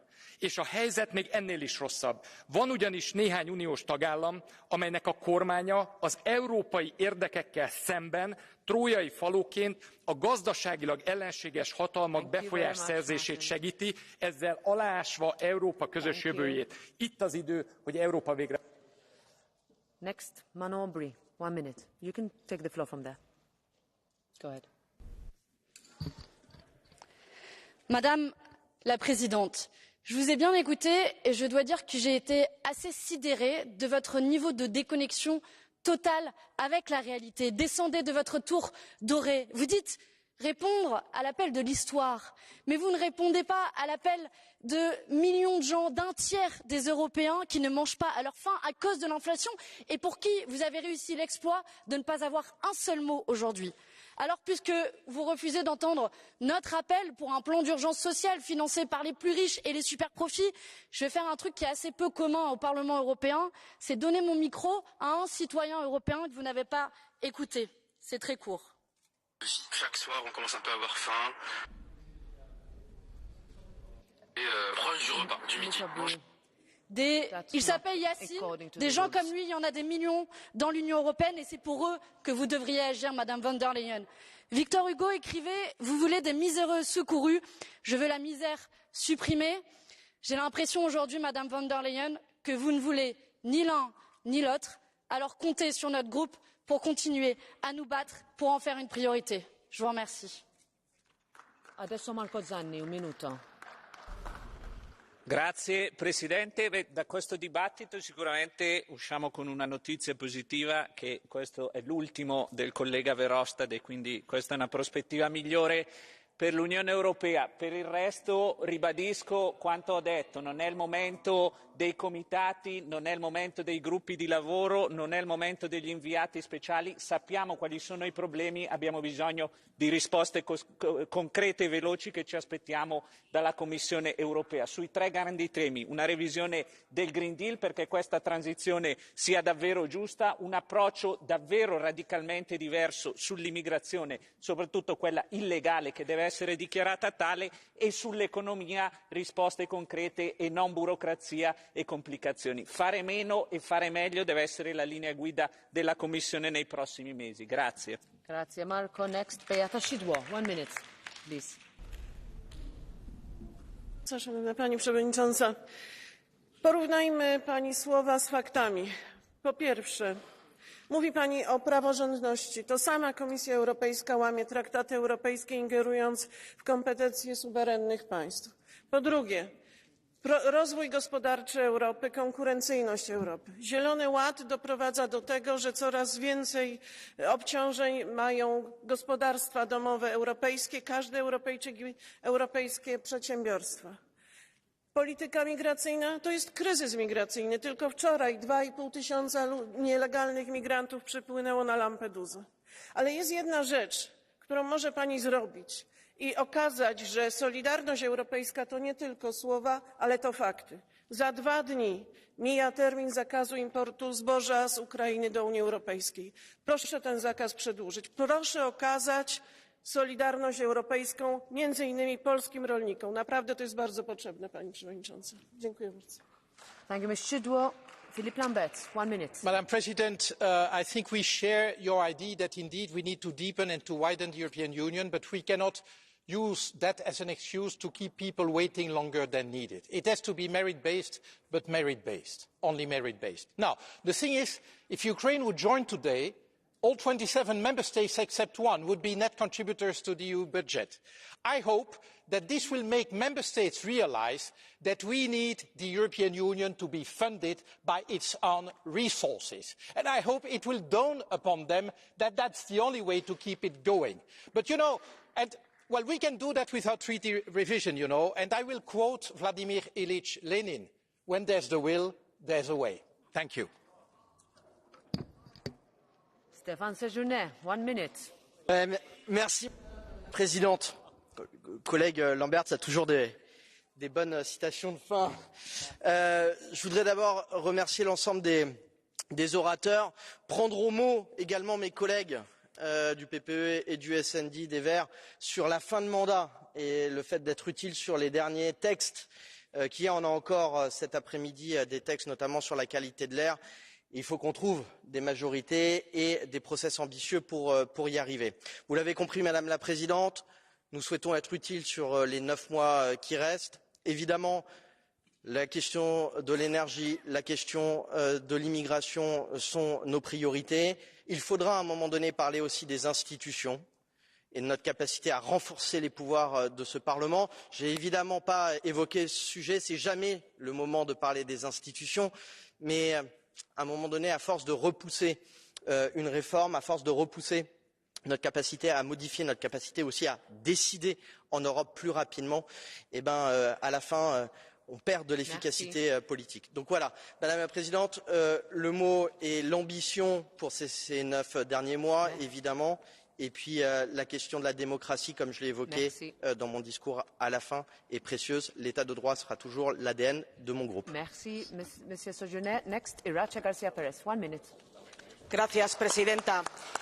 El lema de Europa, de unidos en la diversidad, cobra hoy más sentido que nunca este debate. He escuchado algunas afirmaciones realmente preocupantes y por eso voy a clarificar una cosa. La mejor manera de defender el Estado de Derecho es asumir los resultados democráticos que emanan de las urnas y, por lo tanto, no pone en peligro la unidad de un país aquel gobierno que avanza por el progreso social, por la creación de empleo, subir las pensiones, por abrir el diálogo, la convivencia.